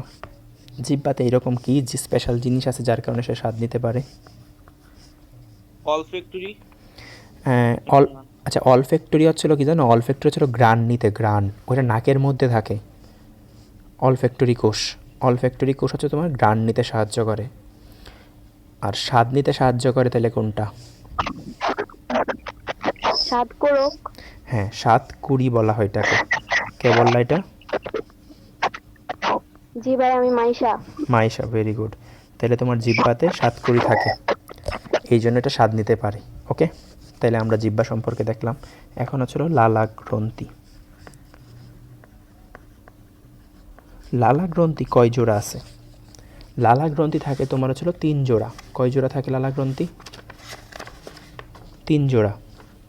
কী কী থাকে দাও? তোমার 3 জোড়া হচ্ছে হলো, এখন তুমি একটা জিনিস চিন্তা করো, বলো তো আমাদের কথা বলতে যে সাহায্য করতেছে এটা আসলে কে সাহায্য করে আমাদের মুখের মধ্যে? প্যারাটিড লালা গ্রন্থি। আচ্ছা শোনো, সাবমেক। না না এরকম না, সরি, এটা হচ্ছে তোমার এই রিকোয়েস্ট কেউ অ্যাকসেপ্ট করে না বলতেছে। ওরে বলো তো আবার দিতে।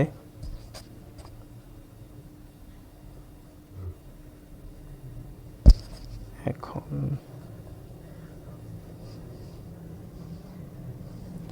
আচ্ছা, তাহলে তোমার লালা গ্রন্থি। এখন লালা গ্রন্থির কারণে যে লালা রসটা নিঃসৃত হইতেছে, এই জন্য আমরা কথা বলতে পারি। অনেক সময় দেখো না, বেশি ভয় পাইলে তুমি কথা বলতে পারো না।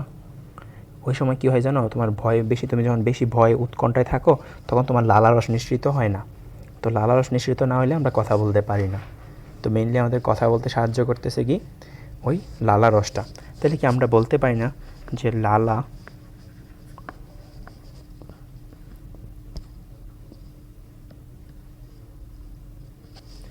আমরা কি এরকমভাবে জিনিসটা বলতে পারি যে লালা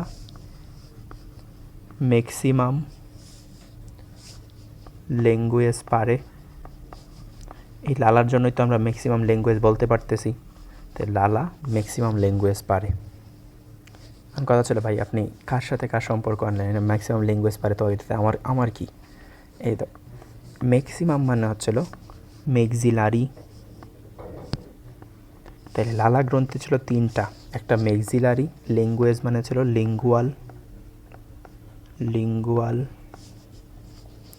হ্যাঁ লিঙ্গুয়াল বা লিঙ্গুয়াল বলা হয় তোমার বইয়ে, লিঙ্গু লেখছে তো আমিও লিঙ্গু লেখা দিই।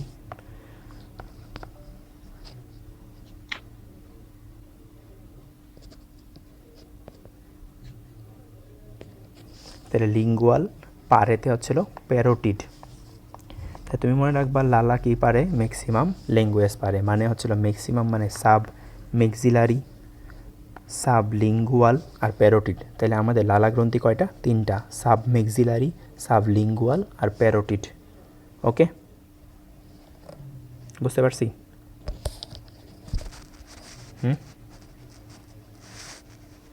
আচ্ছা, তো এখন বলো তো ম্যাক্সিলা কোনটা?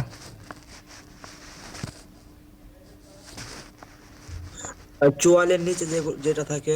আচ্ছা দেখো তোমার আমার ক্যামেরাটা তাকাও, আমার দিকে তাকাও, এই দেখো আমরা দেখতেছ এই যে নিচে যে চোয়ালটা আছে না, এইটাকে বলা হয় মেন্ডিবল। কি বলে? মেন্ডিবল। আমায় দেখতেছো সবাই? হ্যাঁ, এটা মেন্ডিবল। আর এই উপর চোয়ালটার নাম কি বলো তো? ম্যাক্সিলা। হ্যাঁ, তাহলে তোমার হচ্ছিল এইটা হলো মেন্ডিবল, এটা ম্যাক্সিলা। তাহলে উপরের চোয়ালের নিচে, সাব মানে হলো নিচে, এটা ছিল ম্যাক্সিলা, এটা হলো মেন্ডিবল। ওকে, তাহলে এখন আমরা পড়াই যাই। তাহলে সাব মানে হচ্ছিল কি জানো, নিচে। তাহলে সাব ম্যাক্সিলা এটা কই থাকবে? ম্যাক্সিলার নিচে। ম্যাক্সিলা মানে কি, উপরের চোয়াল।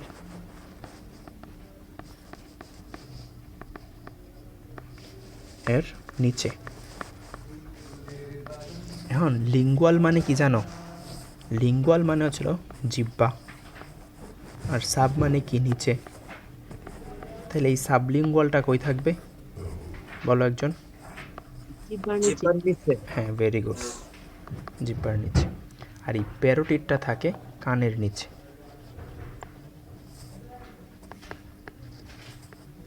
সবগুলাই 2টা করে আছে, তাহলে টোটাল কয় জোড়া হলো? 3 জোড়া বা 6টি। ওকে, আচ্ছা, তো এদের কাজ কি? এটা আমি কত সুন্দর চিত্র রাখছিলাম, ওইটা ছাড়াই পরে ফেলছি, সমস্যা নেই, ওটাও দেখাবো।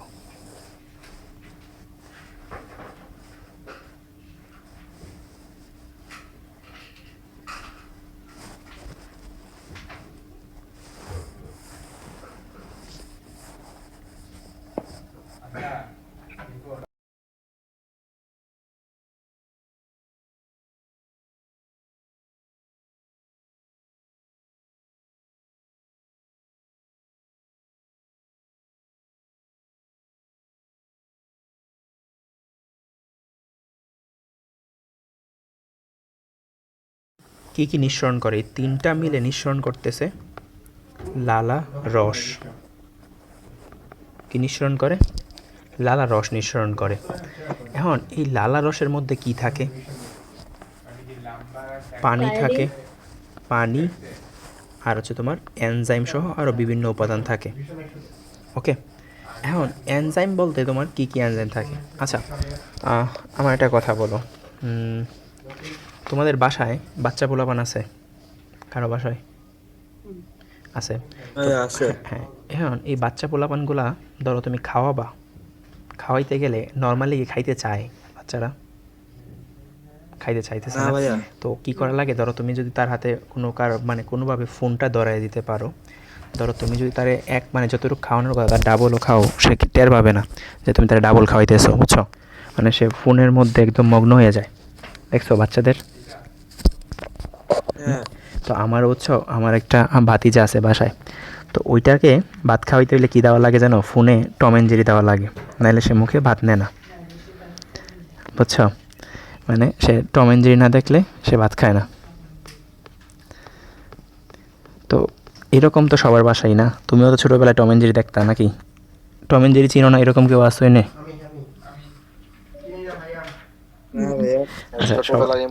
এখনো টম জেরি দেখি ভাত খাই। হ্যাঁ, ছোটোবেলার স্মৃতি। আচ্ছা দেখো, তাইলে আমরা তোমার তাইলে কি মানে বাচ্চারা কি করতেছে? তুমি বাচ্চারা মুখে ভাত নেয় না কি না দেখলে, টম অ্যান্ড জেরি না দেখলে, তোমার রাখবা বাচ্চারা মুখে ভাত নেয় না টম এন্ড জেরি না দিলে নাকি? টম এন্ড জেরি না দিলে বিলাই পেটানো বাজার ভাই। হ্যাঁ কি বললা? আচ্ছা, তো বাচ্চারা মুখে ভাত নেয় নাকি টম এন্ড জেরি না দেখলে? তো আমরা মনে রাখবো তাহলে বাচ্চারা মুখে, তাহলে মুখের মধ্যে কি আছে? মুখের মধ্যে আছে তোমার লালা গ্রন্থি, লালা রস। তাহলে তোমার এনজাইম হচ্ছিল নাকি কি আছে? টম। মানে তোমার টতে হচ্ছিল টায়ালিন থাকে আর তোমার মিউসিন আছে এটার মধ্যে, ঠিক আছে? এখন কথা হচ্ছে তাহলে আমরা এইভাবে মনে রাখবো, তাহলে লালা রসের মধ্যে কি থাকে? টায়ালিন এবং মিউসিন। টম দিয়ে মনে রাখবো। তো টম এন্ড জেরি দেখেন দেখলে মুখে ভাত নেয় না, মুখ মানে লালা রস, তো লালা রসের টম, টায়ালিন এবং তোমার হচ্ছিল মিউসিন আর কি মল্টেজ। ওকে, তাহলে টায়ালিন থাকে, মল্টেজ থাকে এবং মিউসিন থাকে। এখন বলো তো মিউসিনের কাজ কি? এই লালা রসটা কি ভেরি গুড। তোমার এই মিউসিন মিউকাস কথাটা জেনেই দেখবা, তোমার ওই নিয়ে বুঝবা পিচ্ছিল করার কাজটা করতেছে। তাহলে তোমার এর কাজ কি? খাদ্যবস্তুকে পিচ্ছিল করা। এই মিউসিনটা কিন্তু তোমার এনজাইম না, বুঝছো? এটা একটা পদার্থ, এটা কি করে? খাদ্যবস্তুকে পিচ্ছিল করে। তাহলে তুমি এনজাইম কি কি পাইলা?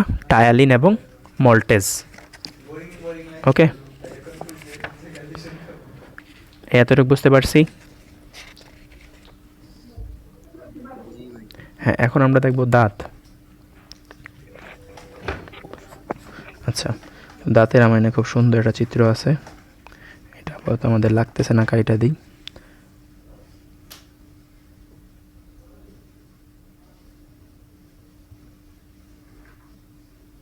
ভাই একটা কথা আছে হ্যাঁ বলো।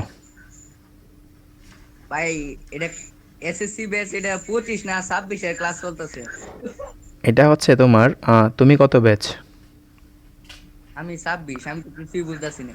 তুমি এসএসসি 26, মানে তোমার কি সায়েন্স আর কমার্স আছে?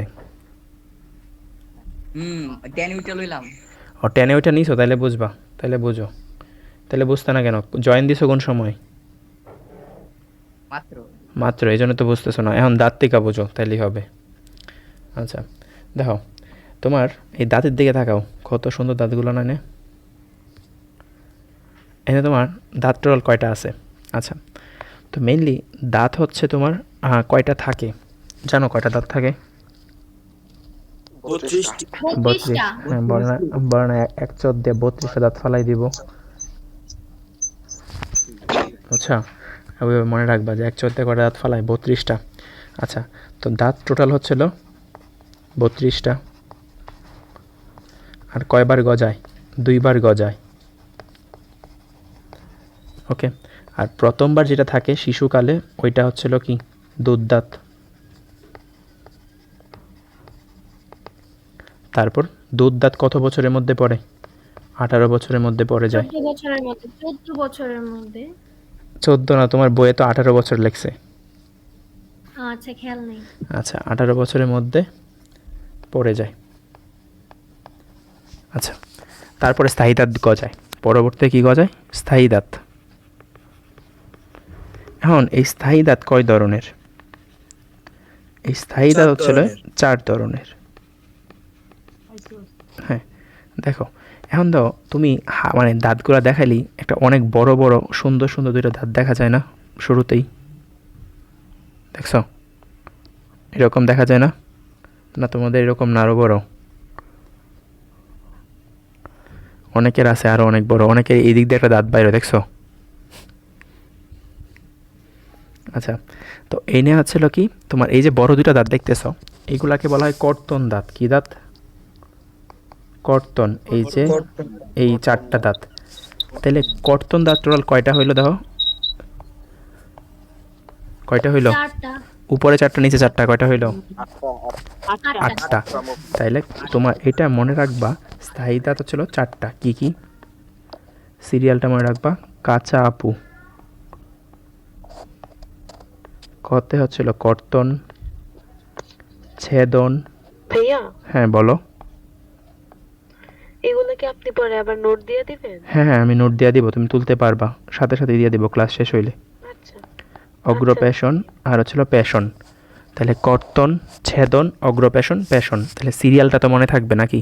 এখন তুমি কি করবা, দাঁত আসলে তোমার দাঁতগুলাতে হাত দিবা, দিয়া গণবা। তাহলে সামনে কয়টা দাঁত তোমার দেখবা যে দুইটা এরকম সাইডে দুইটা লম্বা দাঁত আছে, বর্ডার আছে দুইটা। এই দুইটা বর্ডারকে বাদ দিবা, তাহলে দেখবা মাঝখানে 4টা দাঁত আছে। তাহলে এই 4টা দাঁত হচ্ছিল কর্তন দাঁত। আর এই যে দুইটা লম্বা লম্বা দাঁত দেখতেছো, এইগুলোর নাম হচ্ছিল ছেদন দাঁত। তাহলে আমরা কর্তন দেখলাম উপরে 4টা, নিচে 4টা, কয়টা হলো 8টা। ছেদন কয়টা, উপরে একটা, একটা দুইটা, নিচে হচ্ছিল এই যে একটা, এই যে একটা, দুইটা।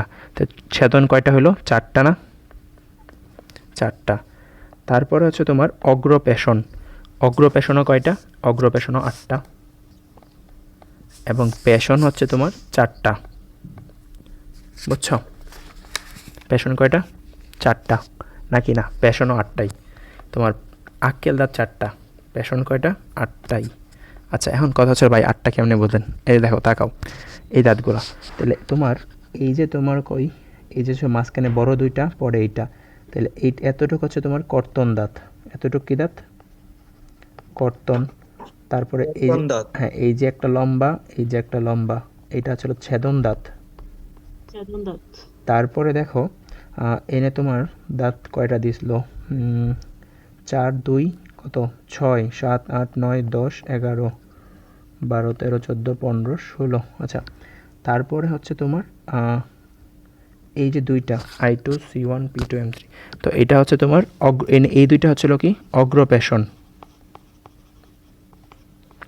পরের দুইটা হচ্ছিল কি? পেশন। এবং শেষে যেটা উঠে ওইটাকে বলা হয় আক্কেল দাঁত। বুঝছো? এটা নর্মালি এই আক্কেল দাঁতটা পেশন দাঁতেরই অংশ, কিন্তু এটাকে আক্কেল দাঁত বলা হয়, যেটা সবার শেষে ওঠে। যাদের আক্কেল দাঁত নাই তাদের টোটাল দাঁত কয়টা বলো তো? ভাই 28টা মোট। 28টা। আর যাদের আক্কেল দাঁত আছে, মানে সবগুলা উঠলে 32টা হয়। তো আক্কেল দাঁত হচ্ছিল 4টা। ওকে, আচ্ছা, এখন দাও এদের কাছি, নামের সাথেই কাজ আছে। দাও, কর্তন মানে কাটা, ছেদন মানে ছেঁড়া, তারপর ছিল অগ্রপেশন মানে কি? পেশন। তাহলে এর কাজ কি? চর্বণ পেশন। এর কাজ কি? সেমই, চর্বণ পেশন। তাহলে আমরা দাঁত বুঝতে পারছি কোনটা কয়টা। আচ্ছা, এখন আমরা দাঁতের গঠন পড়ি। তাইলে দাঁতের গঠন মনে রাখবো। দাঁতের গঠন, ভাইয়া। হ্যাঁ বলো। চর্বণ মানে কি, চাবানো? চর্বণ, হ্যাঁ, চাবানো। ও আচ্ছা। আচ্ছা, দাঁতের গঠন। দাঁতের গঠন মানে হচ্ছিল মগের মুল্লুক। মগের মুল্লুক মানে কি? মতে হচ্ছে তোমার মুকুট, পরে গতে হচ্ছিল গ্রীবা, পরে হচ্ছিল মূল। তার মানে সবার ভিতরে কি আছে? তুমি দাঁতের গঠন মানে মনে রাখবা মগের মুল্লুক, সবার নিচে আছে মূল, পরে গ্রীবা, পরে মুকুট। ঠিক আছে? তুমি যে চিত্রের দিকে তাকাও, এই যে দেখো যে যতটুকু তোমার এতটুকু অংশ বাইরে আছে না, এইটাকে বলা হয় মুকুট। তারপর এই এতটুকু অংশকে বলা হয় গ্রীবা, আর এই ভিতরের অংশটাকে বলা হয় মূল। ওকে, আচ্ছা, আর দাঁত যেই গর্তটার মধ্যে ঢোকানো আছে, ওই গর্তটার নাম কেউ জানো?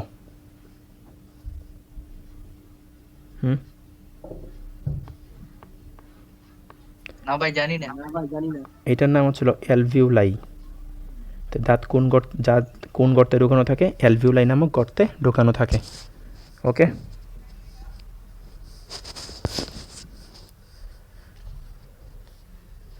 তাহলে তোমার ছিল তোমার অ্যালভিউলাই নামক গর্তে দাঁতগুলো থাকে। আচ্ছা, এটা হচ্ছে তোমার দাঁতের গঠন। এখন তোমার দাঁত কী কী উপাদান দ্বারা গঠিত? উপাদানগুলো দেখি। দেখো, উপাদান হচ্ছে তোমার সবার বাইরে যেটা আছে না, সবার বাইরে যে লেয়ারটা, এই যে এই লেয়ারটার নাম হচ্ছিল এনামেল। কি? এই যে এই লেয়ারটার নাম হচ্ছিল এনামেল। তাহলে সবার বাইরে কে থাকে? এনামেল। আচ্ছা, তুমি এটা কেমনে মনে রাখতে পারো? উপাদানগুলো মনে রাখবা।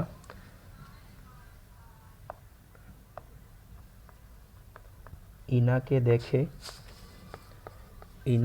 দেখে দাঁতের মধ্যে সিমেন্ট পাই। কাকে দেখে? ইনাকে দেখে দাঁতের মধ্যে সিমেন্ট পাই। তাহলে সবার বাইরে হচ্ছিল এনামেল, দেখে মানে হচ্ছিল ডেন্টিন, দেখি। তাহলে এনামেলের পরে কে থাকে? ডেন্টিন। তারপর হচ্ছিল দাঁতের মধ্যে মানে হচ্ছে দন্ত মজ্জা। তারপরে সবার শেষে কে থাকে? সিমেন্ট। তাহলে সবার বাইরে কে থাকে এখন বলো? ইনাকে দেখে দাঁতের মধ্যে সিমেন্ট পাই। তাহলে ইনাকে ছিল কি? এনামেল, পরে কি আছে? ডেন্টিন, পরে হচ্ছিল দন্তমজ্জা, পরে সিমেন্ট। তো চিত্রের মধ্যে তুমি যদি দেখতে চাও তাহলে সবার বাইরে আছে এনামেল। তারপরে যেই মোটা যে স্তরটা দেখতেছো, যে হলুদ ওই মোটা স্তরটা, এই এতটুক স্তর, এটাকে বলা হয় ডেন্টিন। তারপর এই যে ভিতরের অংশটা যেটা তোমার রক্তচালকগুলো দেখতেছো, এটার নাম দন্তমজ্জা। আর এই যে তোমার সাইডে দিয়ে যে অংশটা দেখতেছো না, এই যে অংশটা, এই যে এতটুক যেটা তোমার এটাকে আটকায় রাখছে, এটার নাম হচ্ছিল সিমেন্ট। ওকে, তাহলে এই অংশটার নাম কি? সিমেন্ট। ক্লিয়ার? তাইলে তোমার এনামেলটা হচ্ছিল কি? সবার বাইরের অংশ। এনামেলটা কি দ্বারা গঠিত হয়? এনামেল এবং ডেন্টিন এই দুইটাই গঠিত হয় তোমার ক্যালসিয়াম ফসফেট, ক্যালসিয়াম কার্বনেট এবং ক্যালসিয়াম ফ্লোরাইড। তাহলে ক্যালসিয়াম ফসফেট, ওইভাবে না লিখে আমরা সংকেত দিয়ে লিখলে তোমাদের কঠিন লাগতে পারে, আমি নর্মালি লিখে দিই। Calcium phosphate, calcium carbonate. এই তোমরা বলো তো চুনা পাথরের সংকেত কি? হ্যাঁ, এটা এমনি রাসায়নিক নাম বলো। Calcium carbonate. Yes, very good. তাইলে তোমার এটার মধ্যে কি কি আছে? এই দুইটা তোমার গঠিত হয় ক্যালসিয়াম ফসফেট, ক্যালসিয়াম কার্বনেট এবং ক্যালসিয়াম ফ্লোরাইড দ্বারা। ওকে, আচ্ছা। তারপর হচ্ছে দন্তমজ্জা। এই দন্তমজ্জার মধ্যে কি কি আছে? এই দন্তমজ্জার মধ্যে তোমার ধমনী, শিরা ও নরম কোষ থাকে। দাঁড়াও, স্কিন চলে গেছে, আসবে।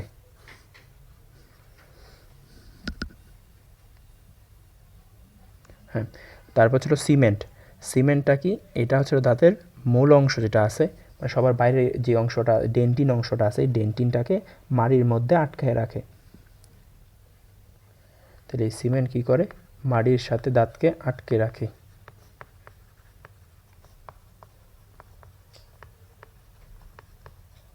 ক্লিয়ার এতটুকু?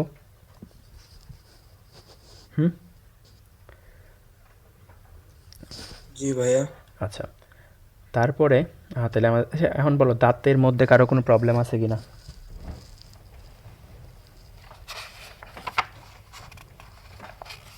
নাই? না থাকলে অনেক ভালো। আচ্ছা, তাহলে আমরা পরে যাই। পরে হচ্ছে এই দেখো, তুমি কিন্তু এখানে শিখতে আসছো, বুঝছো? তুমি যদি লজ্জা পাও, এটা তোমার ব্যর্থতা। তুমি দিন শেষে এটা না জানাই থাকবে। তোমার কোনো প্রবলেম থাকলে আমাকে সাথে সাথে প্রশ্ন করতে পারো ফ্রিলি। কারণ আমি তোমার মানে সিনিয়র, এই স্কুলের সিনিয়র এরকম না। ধরো স্কুলের সিনিয়র আছি, তারপর হচ্ছে তোমার এলাকার, সেম এলাকার। তো ওই হিসাবে তোমরা যদি আমার কাছে লজ্জা পাও, সেক্ষেত্রে আর শিখতে পারবা না। তো এই ক্ষেত্রে তোমাকে ফ্রিলি আমার সাথে কথা বলা লাগবে। আমি তোমাদের সাথে ফ্রি হওয়ার জন্য যথেষ্ট কথা বলতেছি। এখন তোমরা যদি ফ্রি না হও, সেটা তোমাদের কাছে ব্যর্থতা থেকে যাবে। আচ্ছা, তাইলে আমরা দাঁত সম্পর্কে পড়া শেষ। এখন আমরা পড়ব পাকস্থলী। আচ্ছা, পাকস্থলীটা, এই যে তোমার পাকস্থলী কোনটা? এই চিত্রে তাকাইলে এই যে এটা ছিল পাকস্থলীটা। এই যে এটা ছিল পাকস্থলী। ওকে,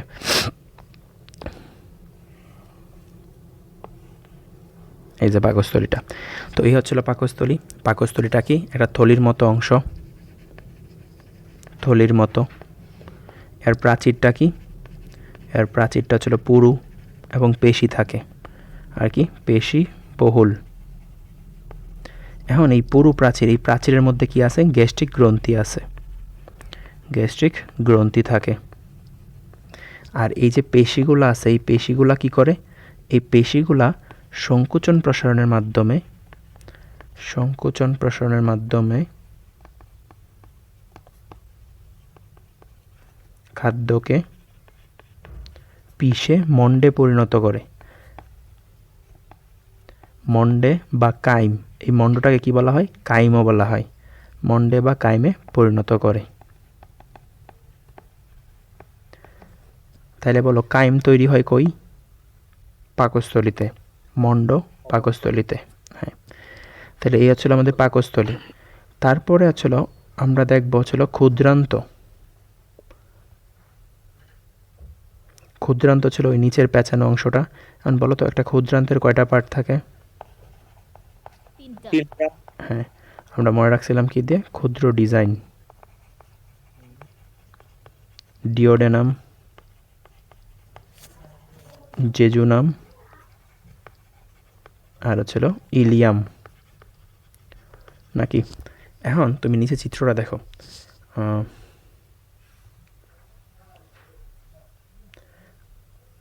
এই দেখো, এই যে ডিওডেনাম কোনটা জানো? এই যে এতটুকু অংশ হচ্ছিল ডিওডেনাম।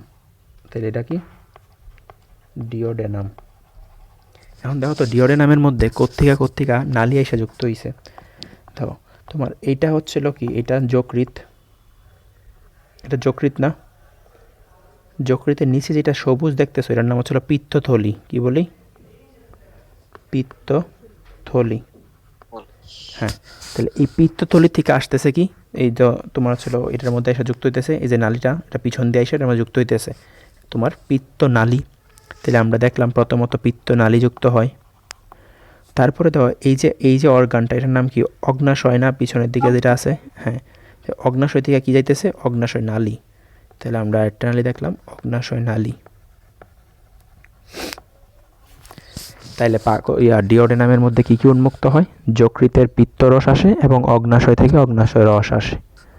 তাহলে তোমার এই ডিওডেনামের মধ্যে পিত্তাশয় থেকে বা পিত্তথলি থেকে পিত্তরস, আর অগ্নাশয় হতে অগ্নাশয় রস। ওকে, এইগুলো আসে। আচ্ছা, তারপরে এই এতটুকু জানলে হবে। এখন আমরা বৃহদন্ত্র। এই বৃহদন্ত্রে মনে রাখবা বৃহৎ সক্ষমতা মানে হচ্ছিল শতে সিকাম, খতে কোলন, মতে মলাশয়। হ্যাঁ, এখন তোমার আমরা চিত্রটাতে দেখে একটু ক্লিয়ার হয়ে আসি যে কোনটা সিকাম ছিল, কোনটা কোলন, কোনটা মলাশয়। দেখো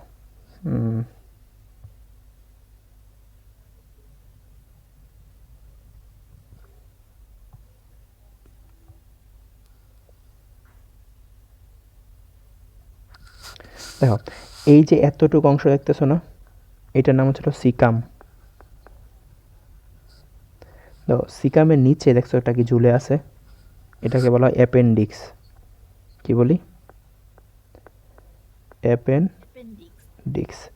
এই যে দাও, এই যে এই চিত্রের মধ্যে যদি তাকাও তুমি, এই চিত্রের মধ্যে এই যে দাও নিচে ঝুলতেছে, দেখছো? এটার নাম অ্যাপেন্ডিক্স। কয় না অ্যাপেন্ডিসাইটিসের ব্যথা, ওই অ্যাপেন্ডিক্সের ব্যথা। তারপরে তোমার এইটা হচ্ছিল যে কোলন, এই যে এত বড় অংশটা, এটার নাম কি? কোলন। তারপর এই যে নিচের অংশটা, এটা ছিল মলাশয়। তারপর মলাশয়টাই পায়ুছিদ্র দিয়ে বের হয়ে যায়। ওকে,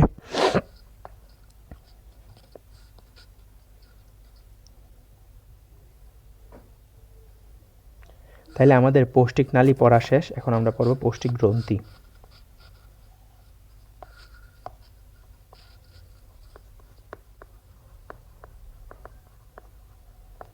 আচ্ছা, পৌষ্টিক গ্রন্থি, লালা গ্রন্থি আমরা অলরেডি পড়ে ফেলছি না? বলো। জি ভাইয়া, লালা গ্রন্থি পড়া হয়েছে। হ্যাঁ, এখন আমরা পড়বো তাহলে যকৃৎ। এই যে দেখো যকৃৎটা, তোমার একটা হচ্ছিল সামনে থেকে দেখলে কীরকম, আর একটা ছিল পিছন থেকে দেখলে কীরকম। এখন এই চিত্রটা তোমাদের লাগবে না, এত কঠিন চিত্র মানে বোঝারও এত বেশি দরকার নেই, বাট এই চিত্রটা আমার দেওয়ার রিজন আছে, তোমাদেরকে লোভগুলা চিনাবো। আচ্ছা, দেখো যকৃৎ নর্মালি এমন, আমি তোমাদেরকে প্রশ্ন করব, তোমরা আমাকে বলবা যকৃৎ দেহের কোন পাশে থাকে? ডান পাশে। ডান পাশে। কিসে? আচ্ছা ধরো তোমরা কি ধরো এইটা হচ্ছিল তোমার উপরেরটা বুক, নিচেরটা হচ্ছিল পেট। এখন বলো তো এই বুক আর পেট যে পৃথক করছে পর্দাটা, এই পর্দাটার নাম কি? মধ্যচদা। হ্যাঁ, মধ্যচ্ছদা বা ডায়াফ্রাম। মধ্যচ্ছদা বা ডায়াফ্রাম। তাহলে এখন বলো, তাহলে তোমার এটা কার নিচে অবস্থিত? মধ্যচ্ছদা বা ডায়াফ্রামের নিচে, আর দেহের ডান পাশে। তো যকৃৎ কই অবস্থিত? প্রথমে আমরা জানি যে যকৃৎ হচ্ছিল মধ্যচ্ছদার নিচে আর হচ্ছিল পাকস্থলীর ডান পাশে। এতটুকু ক্লিয়ার আমাদের? আচ্ছা, এখন যকৃৎটা হচ্ছিল দেহের সবচেয়ে বড় গ্রন্থি, মানে এত বড় গ্রন্থি দেহে আর নাই। যকৃৎ হচ্ছিল কি দেহের সবচেয়ে বড় গ্রন্থি, আর এটা সম্পর্কে জানা লাগবে, এটা দেহের সবচেয়ে বড় গ্রন্থি। আচ্ছা, এতটুকু আমরা বুঝলাম। এখন যকৃতের কালারটা কি দেখা বলো তো? লালচে খয়েরি। এখন যকৃৎ কয়টা খণ্ড? যকৃতের ছিল অসম্পূর্ণ 4টা খণ্ড।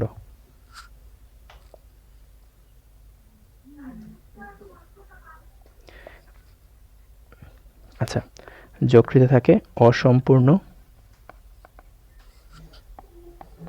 4টা খণ্ড। বাট তোমরা কি কখনো মানে এমনি যে যকৃৎ দেখছো, কখনো 4টা খণ্ড পাইছো নাকি 2টা খণ্ড পাও? 2টা খণ্ড দেখো না তোমরা? জি ভাই। এই দেখো, তোমাদেরকে দেখায় যকৃতের সামনের অংশটা, যেমন ধরো এটা দেখাইতেছে, এই যে যকৃৎটা দেখাইতেছে। তো তোমার চিত্রটা ছিল এরকম, তাহলে এনে দেখা যাইতেছে কয়টা অংশ? 2টা। এই যে এটা ছিল বড়টা ছিল ডান, আর ছোটটা ছিল বাম। এটা হচ্ছে তুমি যদি নর্মালি দেখতে চাও, কিন্তু এছাড়াও 2টা বাঘ আছে। যেমন ধরো এই যে দেখো একটা বাঘ, আর এই যে দেখো একটা বাঘ পিছনের দিক দিয়ে, দেখছো? আর এইটা হচ্ছিল একটা বাঘ, এইটা একটা বাঘ। তাহলে পিছন দিক দিয়ে দেখলে কয়টা বাঘ? 4টা। 4টা। হ্যাঁ, তাহলে তোমার এই একটা হচ্ছিল কোয়াড্রেট, একটা হচ্ছিল কডেট। এই হচ্ছে তোমার কোয়াড্রেট, আর এই হচ্ছে তোমার কডেট। ওকে, তাহলে অসম্পূর্ণ 4টা খণ্ড কি কি? ডান, বাম, কোয়াড্রেট, আর হচ্ছিল কডেট। ওকে, এই 4টা খণ্ড দ্বারা গঠিত। আচ্ছা, এখন যকৃতের মধ্যে কি আছে? যকৃতের মধ্যে তোমার আমরা যকৃতটাকে এখন তোমার ভাঙলে এটার মধ্যে প্রথমে পাবো আমরা লোভিউল। তো যকৃৎ তোমার ভাঙলে তুমি প্রথমে কি পাবা? অসংখ্য লোভিউল। হ্যাঁ, এখন লোভিউলগুলা ভাঙলে তুমি কি পাবা? কোষ পাবা, যে কোষগুলাকে বলা হয় হেপাটিক কোষ। কি কোষ বলে? হেপাটিক কোষ। দাঁড়াও, 1 মিনিট, স্ক্রিন আসবে, নেট প্রবলেম করতেছে। হ্যাঁ, তাহলে তোমার যকৃতে ছিল অসংখ্য লোভিউল থাকে। অসংখ্য লোভিউল ভাঙলে পাওয়া যায় অসংখ্য কোষ। যেহেতু তোমার যকৃতের কোষ, যকৃৎ সম্পর্কে কোনো কিছুকে আমরা কি বলি?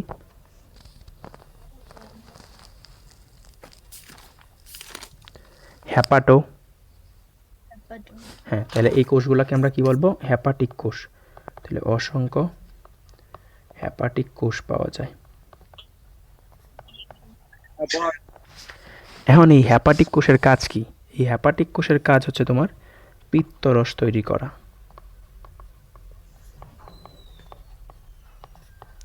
ওকে, আচ্ছা, এখন কেউ কি ঢুকলো?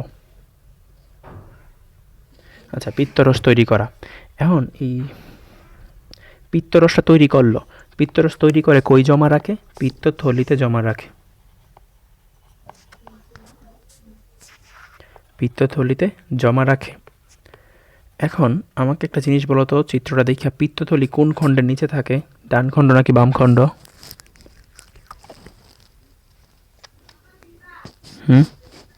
ডান খণ্ড। হ্যাঁ, ডান খণ্ড। এই যে আমরা দেখতেছি, এই যে পিত্তথলিটা ডান খণ্ডের নিচে আছে। তাহলে পিত্তথলিতে থাকে ডান খণ্ডের নিচে এবং কি বর্ণের দেখে বলো? সবুজ বর্ণের। সবুজ বর্ণের। সবুজ বর্ণের। সবুজ বর্ণের এবং তিক্ত স্বাদ বিশিষ্ট হয়ে থাকে। দেখো না, মাছ কাটার সময় পিত্তথলিটা খুব সাবধানে ফেলে, তাহলে হচ্ছিল তিক্ত স্বাদ বিশিষ্ট। আচ্ছা, আর এটা তোমার এই পিত্ত নালী কই গিয়া যুক্ত হয়? আমরা একটু আগে দেখে আসছি। অগ্নাশয়ের সাথে। না না, অগ্নাশয় না, নালীর সাথে। না তোমার মানে কই নিয়ে উন্মুক্ত হয়, অগ্নাশয় নালীর সাথে যুক্ত হয়ে কই যায় আলটিমেটলি? ক্ষুদ্রান্তে। ক্ষুদ্রান্তের কোন পার্টটাতে? ডিওডেনামে যায়। Very good, very good. তাহলে হচ্ছিল এটা তোমার পিত্তনালী,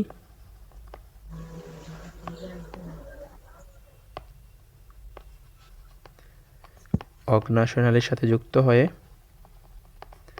অগ্নাশয় নালীর সাথে যুক্ত হয়ে ডিওডেনামে উন্মুক্ত হয়।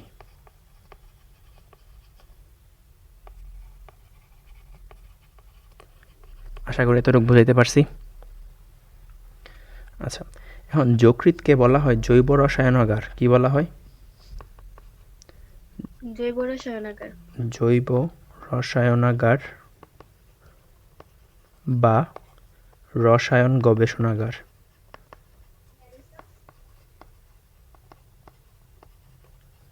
ওকে, জৈব রসায়নাগার বা রসায়ন গবেষণাগার বলা হয়।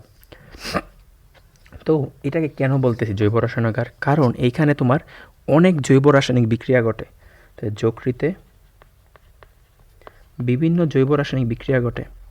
এখন তুমি আমাকে জিজ্ঞাইতে পারো, ভাই কেমন ঘটে, একটা আইডিয়া দেন। এখানে প্রায় 500 ধরনের, কয় ধরনের? 500 ধরনের। 500 ধরনের জৈব রাসায়নিক বিক্রিয়া ঘটে।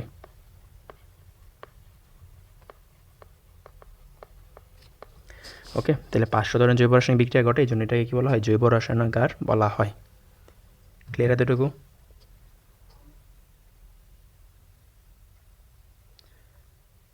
আচ্ছা, এখন এই যেই পার্টটা পড়বো, যকৃতের কাজ। এই যকৃতের কাজ তোমার পরীক্ষায় আসে, মানে আসার মতো সবচেয়ে ইম্পর্টেন্ট প্রশ্ন হচ্ছিল যকৃতের কাজ। যকৃতের কাজ আসলে তুমি কেমনে লিখতে পারো? আচ্ছা, যকৃতের কাজটাকে তোমার বইয়ে অগোছালো আকারে দিছে, বুঝছো? আমরা এটাকে স্টেপ বাই স্টেপ লিখবো।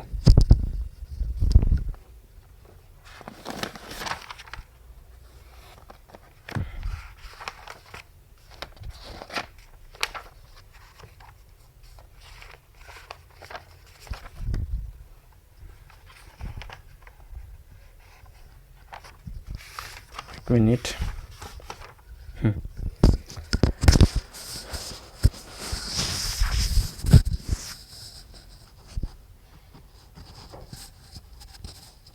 আচ্ছা, প্রথমে লিখবা 1 নাম্বার স্টেপ দিয়ে সঞ্চয়ী ভূমিকা।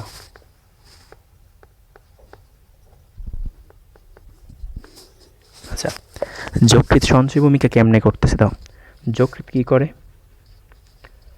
তোমার দেহের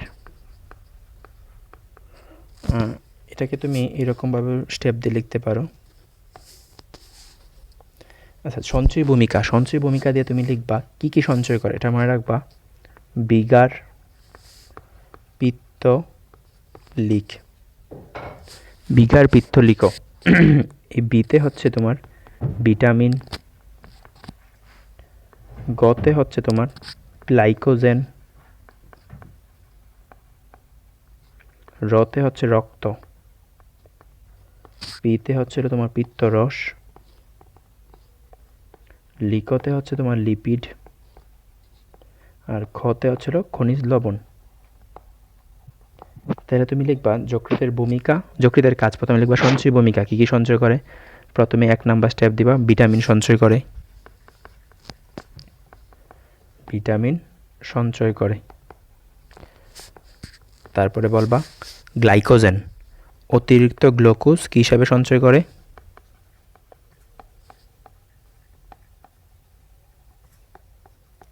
এটা কি তোমরা জানো? অতিরিক্ত গ্লুকোজ যে গ্লাইকোজেন, আমরা যে ধরো খাইতেছি গ্লুকোজ বা শর্করা জাতীয় খাদ্য হয়েছে, শর্করা জাতীয় খাদ্য ভেঙে আলটিমেটলি কি তৈরি হয়? গ্লুকোজ তৈরি হয়। তো ওই গ্লুকোজ যেটা এক্সট্রা মানে তুমি খাইতেছো, তুমি তোমার যতটুকু দরকার তুমি তার থেকে বেশি খাইতেছো, ধরো একটা বিয়ে বাড়িতে গিয়া ফ্রি পায়া তুমি একদম খায়া ফাটাই ফেলছো, তো এখানে যে এত অতিরিক্ত যে গ্লুকোজ খাইলা ওই গ্লুকোজটা এখন কী হবে, তোমার যকৃতে গ্লাইকোজেন হিসাবে সঞ্চিত হবে। তাহলে অতিরিক্ত গ্লুকোজ গ্লাইকোজেন রূপে সঞ্চিত হয়। এই কঠিন লাগতেছে?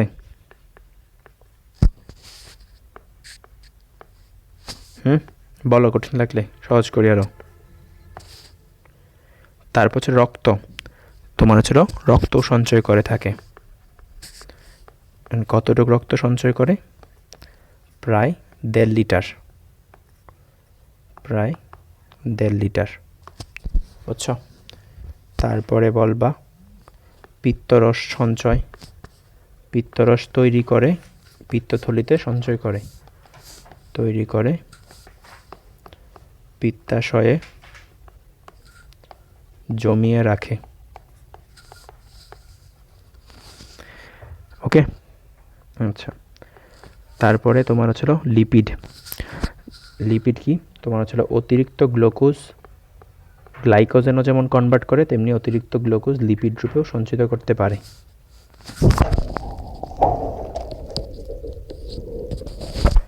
গ্লুকোজ লিপিড রূপেও সঞ্চিত করতে পারে।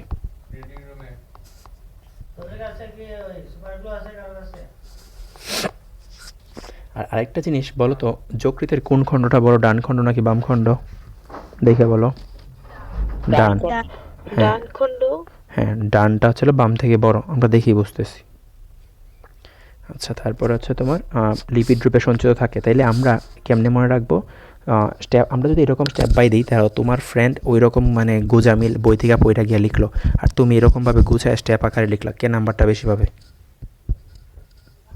অবশ্যই তুমি। হ্যাঁ, তাহলে তুমি কি লিখবা? যকৃতের সঞ্চয় ভূমিকা কী কী লিখবা? বিকার পিত্তলিক, ভিটামিন, গ্লাইকোজেন, রক্ত, পিত্ত, লিপিড, খনিজ লবণ। তারপর বলবো যকৃৎ খনিজ লবণও সঞ্চয় করে।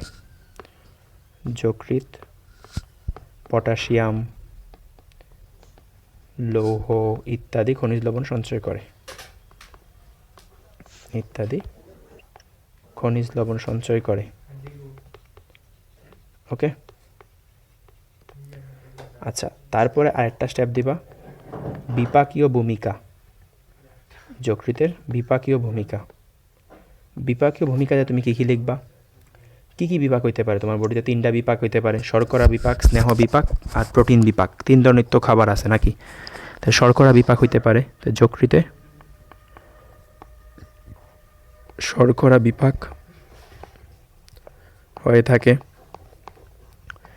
যেমন কি যকৃৎ অতিরিক্ত গ্লুকোজ কী হিসাবে সঞ্চয় করে? গ্লাইকোজেন রূপে। Yes, glycogen, very good.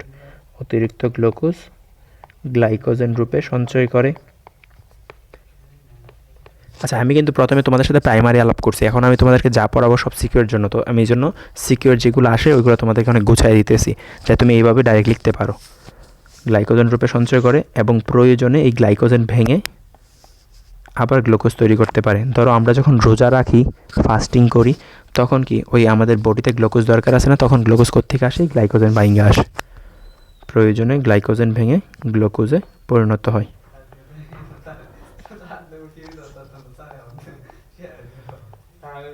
ওকে, তাইলে তোমার শর্করা বিপাক শেষ। এখন আমরা বলবো প্রোটিন বিপাক বা আমিষ বিপাক। যকৃতে আমিষ বিপাকও হয়, যকৃতে আমিষ বিপাক। তো আমিষ বিপাক হয়ে কি তৈরি হয়? মেনলি আমিষ বিপাক হয়ে তোমার নাইট্রোজেন গঠিত বর্জ্য পদার্থ তৈরি হয়ে থাকে।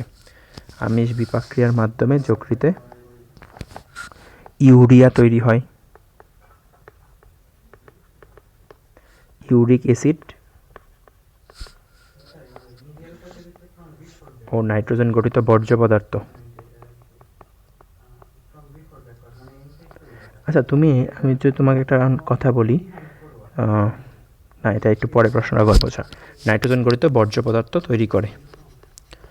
আচ্ছা, এখন হচ্ছে তাহলে আর লাস্ট আমাদের একটা বিপাক বাকি, বলো তো কোনটা? স্নেহ। বলবা স্নেহের বিপাকও সম্পন্ন হয়, বিপাক সম্পন্ন হয়ে শক্তি তৈরি হয়। যকৃতে স্নেহ বিপাক হয়ে শক্তি উৎপন্ন হয়। ঠিক আছে, তাইলে যকৃতের ভূমিকা আসলে আমরা যদি এরকমভাবে সাজায় লিখি দেখো কত সহজ। আমরা একটা লাইন মনে রাখবো।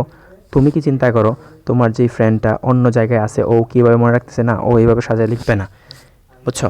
তো তোমার হচ্ছিল স্যার যখন খাতা দেখবে, স্যার তুমি যদি ধরো এই প্রশ্ন আসে যকৃতের কাজ, এটা আমি দেখলাম বোর্ডে অনেক বেশি আসে, তুমি 1 নম্বরে যদি এই প্রশ্নটা দাও, স্যার এই প্রশ্ন পড়েই তোমার প্রতি ইমপ্রেস হয়ে যাবে যে তুমি এত ইনডিটেলস জিনিসটা লিখতে পারছো। তো এটা কি ভিটামিন সঞ্চয়, অতিরিক্ত গ্লাইকোজেন রূপে রক্ত সঞ্চয়, পিত্তরস তৈরি, অতিরিক্ত গ্লুকোজ, মানে বিগার পিত্ত লিখবো, তারপর নিচে বিপাকীয় ভূমিকাটা লিখবো। পারবো না এতটুকু? হুম, আচ্ছা তাহলে পারবো। হ্যাঁ, কঠিন লাগলো? না ভাইয়া। ওকে, আচ্ছা তাইলে এখন আমরা লিখবো হচ্ছে তোমার অগ্নাশয়। কি অগ্নাশয় সম্পর্কে পড়াশোনা করব। অগ্নাশয়, আচ্ছা এখন অগ্নাশয় হচ্ছে তোমার নর্মালি কই থাকে বলো তো?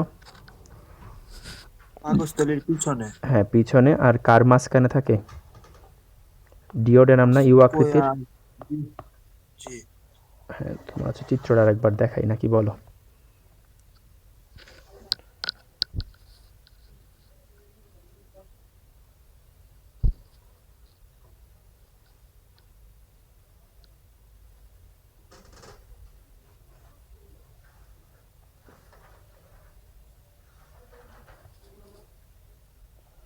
ওই চিত্র তো আমার একদম সামনে চলে আসছে।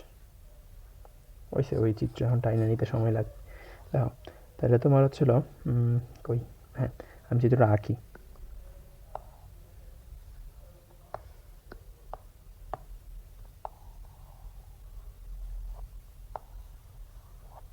এইটা না, তো এই নিয়ে তোমার যে ইউ আকৃতির ফার্স্টটা আছে এনে থাকে তোমার অগ্নাশয়টা নাকি?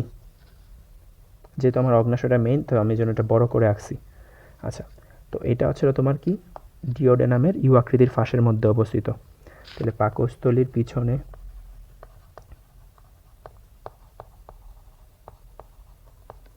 ডিওডেনামের মাঝে,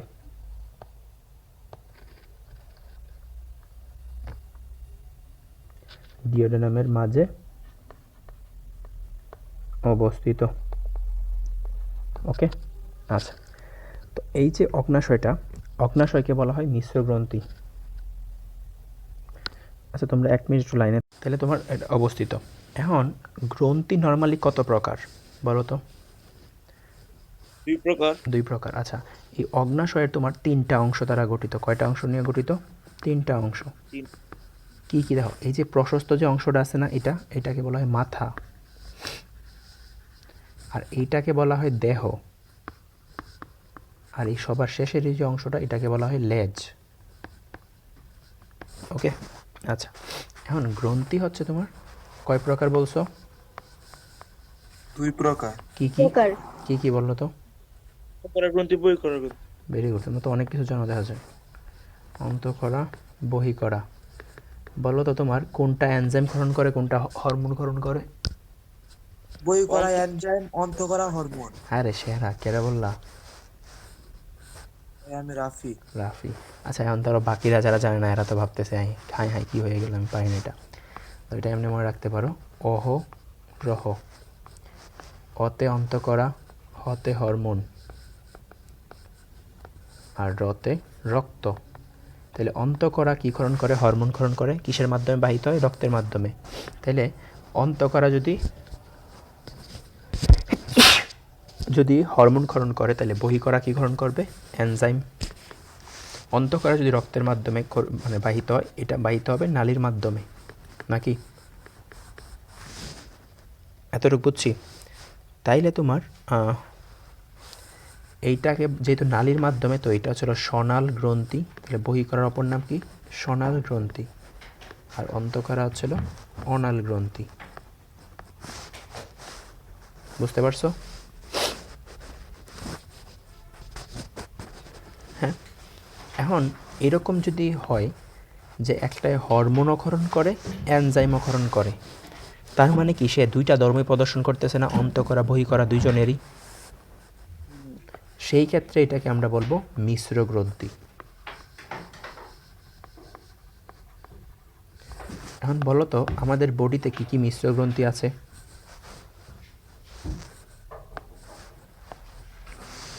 মনে রাখবা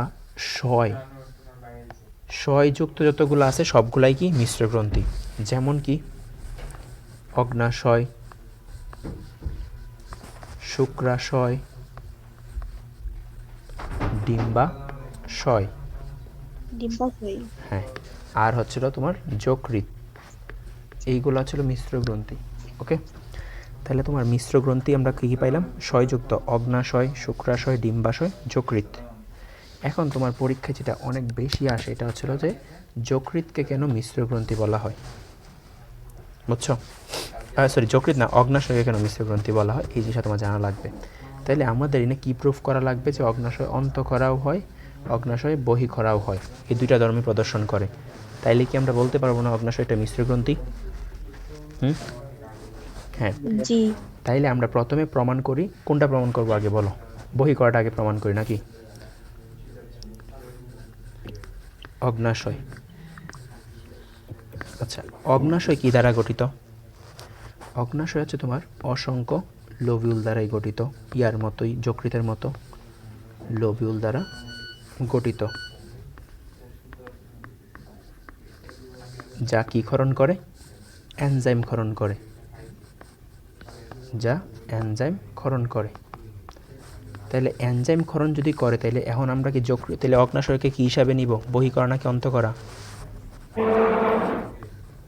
বহিঃকরা। হ্যাঁ, তাহলে লোভিউলগুলা তোমার অগ্নাশয় নালীর সাথে যুক্ত থাকে, তাহলে আমরা নালীও পাওয়া গেলাম না?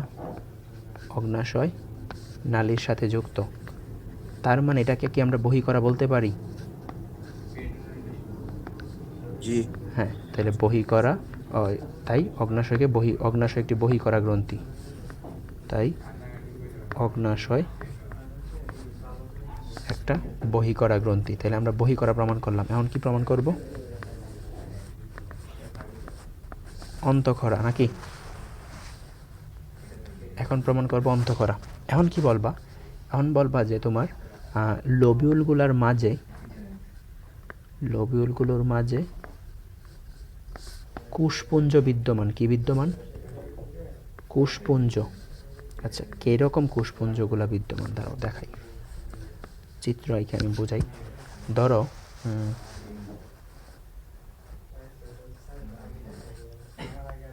এইটা ধরো একটা অগ্নাশয়, ওকে? এই যে ধরো এইগুলো ছিল লোবিউল, এগুলা কি লোবিউল? ধরো আমি লোবিউল আঁকলাম, এই যে লোবিউল, এই ধরো লোবিউল। এখন এই লোবিউলগুলোর মাঝে কিছু কোষপুঞ্জ আছে, এই যে কোষপুঞ্জ, বুঝছো? এখন দেখো এই জিনিসগুলো দেখতে কেমন একটা দ্বীপের মতো না? এগুলো দ্বীপের মতো দেখতে। এখন এটা আবিষ্কার করছে কে জানো? এই দ্বীপগুলা ল্যাঙ্গারহ্যান্স। কে? ল্যাঙ্গারহ্যান্স। এই জন্য এই কোষপুঞ্জকে ল্যাঙ্গারহ্যান্সের দ্বীপপুঞ্জ। দ্বীপ ইংলিশ কি? আইল্যান্ড। আর দ্বীপপুঞ্জ মানে হচ্ছিল অনেকগুলা দ্বীপ, তাইলে হচ্ছিল আইল্যান্ডস।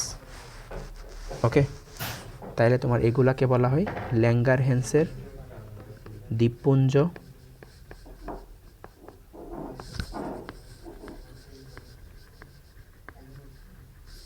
বা আইল্যান্ডস অফ ল্যাঙ্গারহ্যান্স।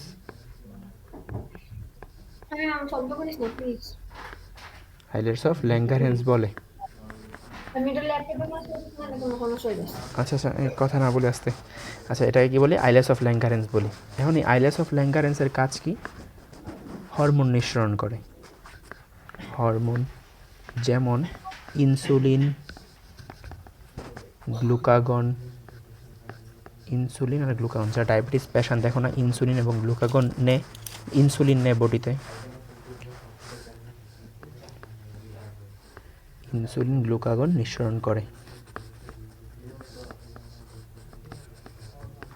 ওকে, তাহলে এই ইনসুলিনের কাজ কি জানো? দেহে গ্লুকোজের মাত্রা ঠিক রাখা, দেহে গ্লুকোজের মাত্রা কমানো।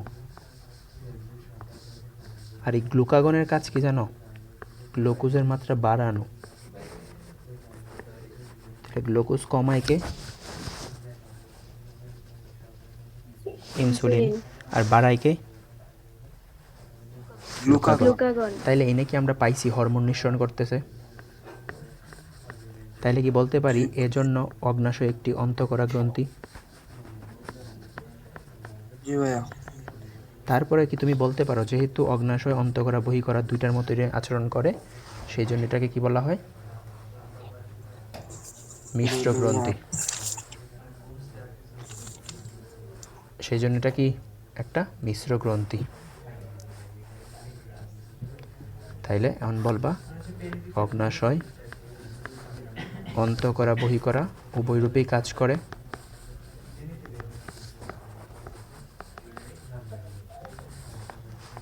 উভয় ধর্মই প্রদর্শন করে, এই জন্য এটাকে কি বলা যায়? মিশ্র গ্রন্থি। ইয়েস, এর জন্য একে মিশ্র গ্রন্থি বলে।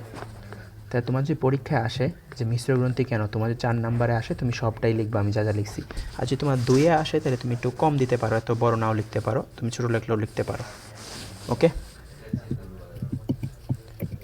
পারবো এতটুকু?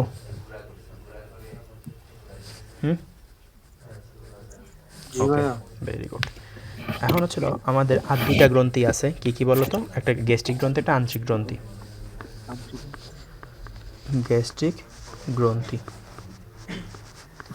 আচ্ছা, গ্যাস্ট্রিক গ্রন্থির মধ্যে তোমার গ্যাস্ট্রিক গ্রন্থি যে রসটা নিঃসরণ করে, এই রসে তোমার এনজাইম থাকে। কী কী এনজাইম থাকে বুঝছো? তোমার এটা মনে রাখবা, এটার মধ্যে থাকে হচ্ছিল আতেল। ট্রিপসিন। আতেল, এই আতেল কারে বলেছিল? হ্যাঁ, যারা সারাদিন শুধু পড়াশোনা করে আর কোনো কাজ নাই, মানে ইহ জগৎ পরজগৎ কিছুই সম্পর্কে আইডিয়া নাই, তাদেরকে আমরা কি বলি? আতেল বলি না? যদিও মোহনগঞ্জ এটা বলে না এত বেশি, বাট তুমি ময়মনসিংহ গেলে শুনতে পাবা যে একটা একটা আতেল ডাকতেছে, বুঝছো? তো আমরা মনে রাখবো আতেল দিয়ে। আতে হচ্ছে তোমার অ্যামাইলেস, টিতে হচ্ছে তোমার ট্রিপসিন, বাট যদিও এনে ট্রিপসিন থাকে না, বুঝছো? তোমার ছিল না, এটা তোমার না পড়ে বেটা, ট্রিপসিন থাকে না এনে, তুমি মনে রাখো না আতেল দিয়ে, তুমি আপেল দিয়ে মনে রাখো। কি বলতেছি আমি? এটা তোমার বইয়ে, তোমার 9-10-এর বইয়ে তো অনেক ভুল লেখা রাখছে, এসব থাকে না, কি ভুল লেখা রাখছে। দাঁড়াও, এইগুলো দিলে তোমার স্যার খাইটা দিব। তো এই তোমার গ্যাস্ট্রিক গ্রন্থির মধ্যে থাকে মেইনলি তোমার পেপসিন থাকে, বুঝছো? পেপসিন। তো তুমি ধরো এটা তুমি কেমনে মনে রাখতে পারো? এটা কই থাকে? পাকস্থলীতে না? তো এটা তুমি এমনি মনে রাখতে পারো যে পাক,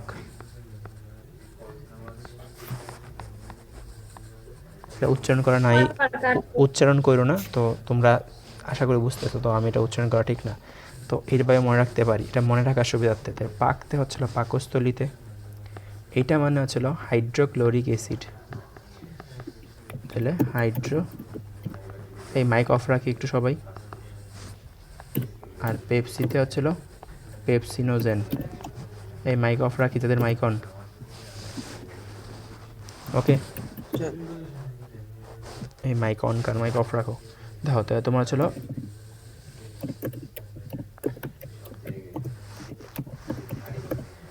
জি স্যার, তোমার মাইকটা অফ রাখো একটু।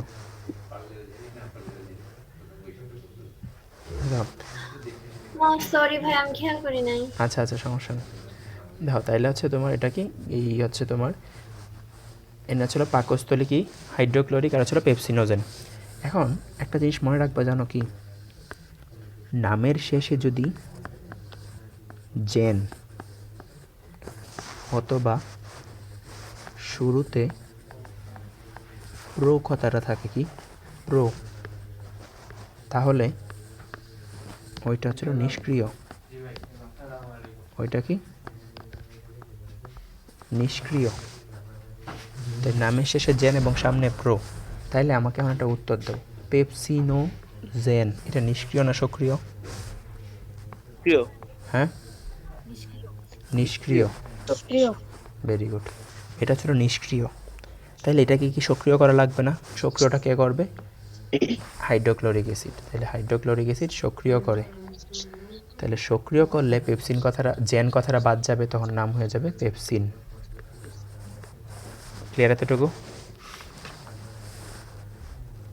এখন ছিল আমাদের লাস্ট আন্তরিক গ্রন্থি। আন্তরিক গ্রন্থি। আচ্ছা, আন্তরিক গ্রন্থিটা কই থাকে? ক্ষুদ্রান্তের প্রাচীরে। এতটুকু জানলেই হবে।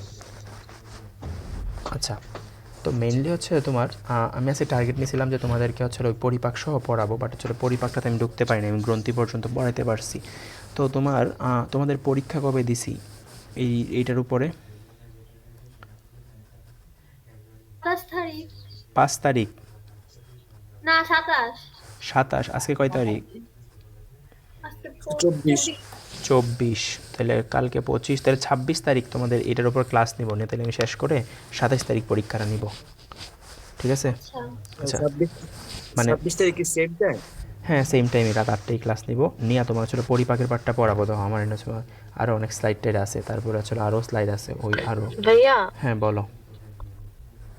পরীক্ষা কি সিকিউ নাকি এমসিকিউ? এমসিকিউ, শুধু এমসিকিউ নিব।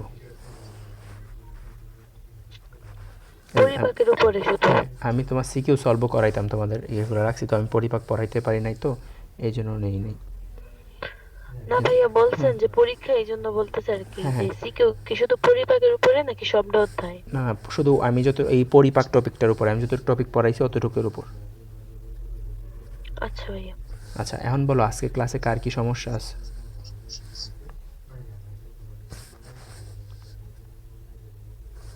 না ভাইয়া, সমস্যা নাই কোনো। বুঝাইছে না, বুঝাইছে। আচ্ছা আচ্ছা, তোমাদের মনোমারটা কি এখন লেখা দিব না, এটা পরিপাক সময় পড়াবো না।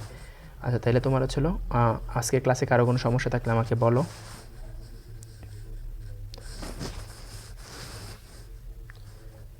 আচ্ছা, কারো সমস্যা? আচ্ছা শোনো, তোমাদের এখন কাজ কি, আমি তোমাদের স্লাইডগুলো এখন তোমাদের গ্রুপে দিয়ে দিব হচ্ছে মেসেঞ্জার গ্রুপটাতে, প্লাস হচ্ছিল আমি ফেসবুকে আমার ওই গ্রুপটাতে পোস্ট করে ওই লিঙ্কটা তোমাদের গ্রুপে দিয়ে দিব।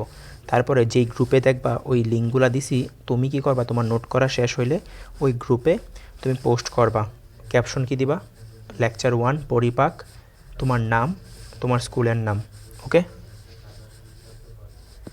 তারপরে আমি একটা লিস্ট করবো যে কারা কারা নিয়মিত ক্লাস করতেছে, আর ছিল কারা কারা নিয়মিত নোট সাবমিট করতেছে। কারণ তুমি শুধু ক্লাস করলা, নোট করলা না, তাহলে তোমার লাভ হবে না, নোট করতে হবে। ওকে,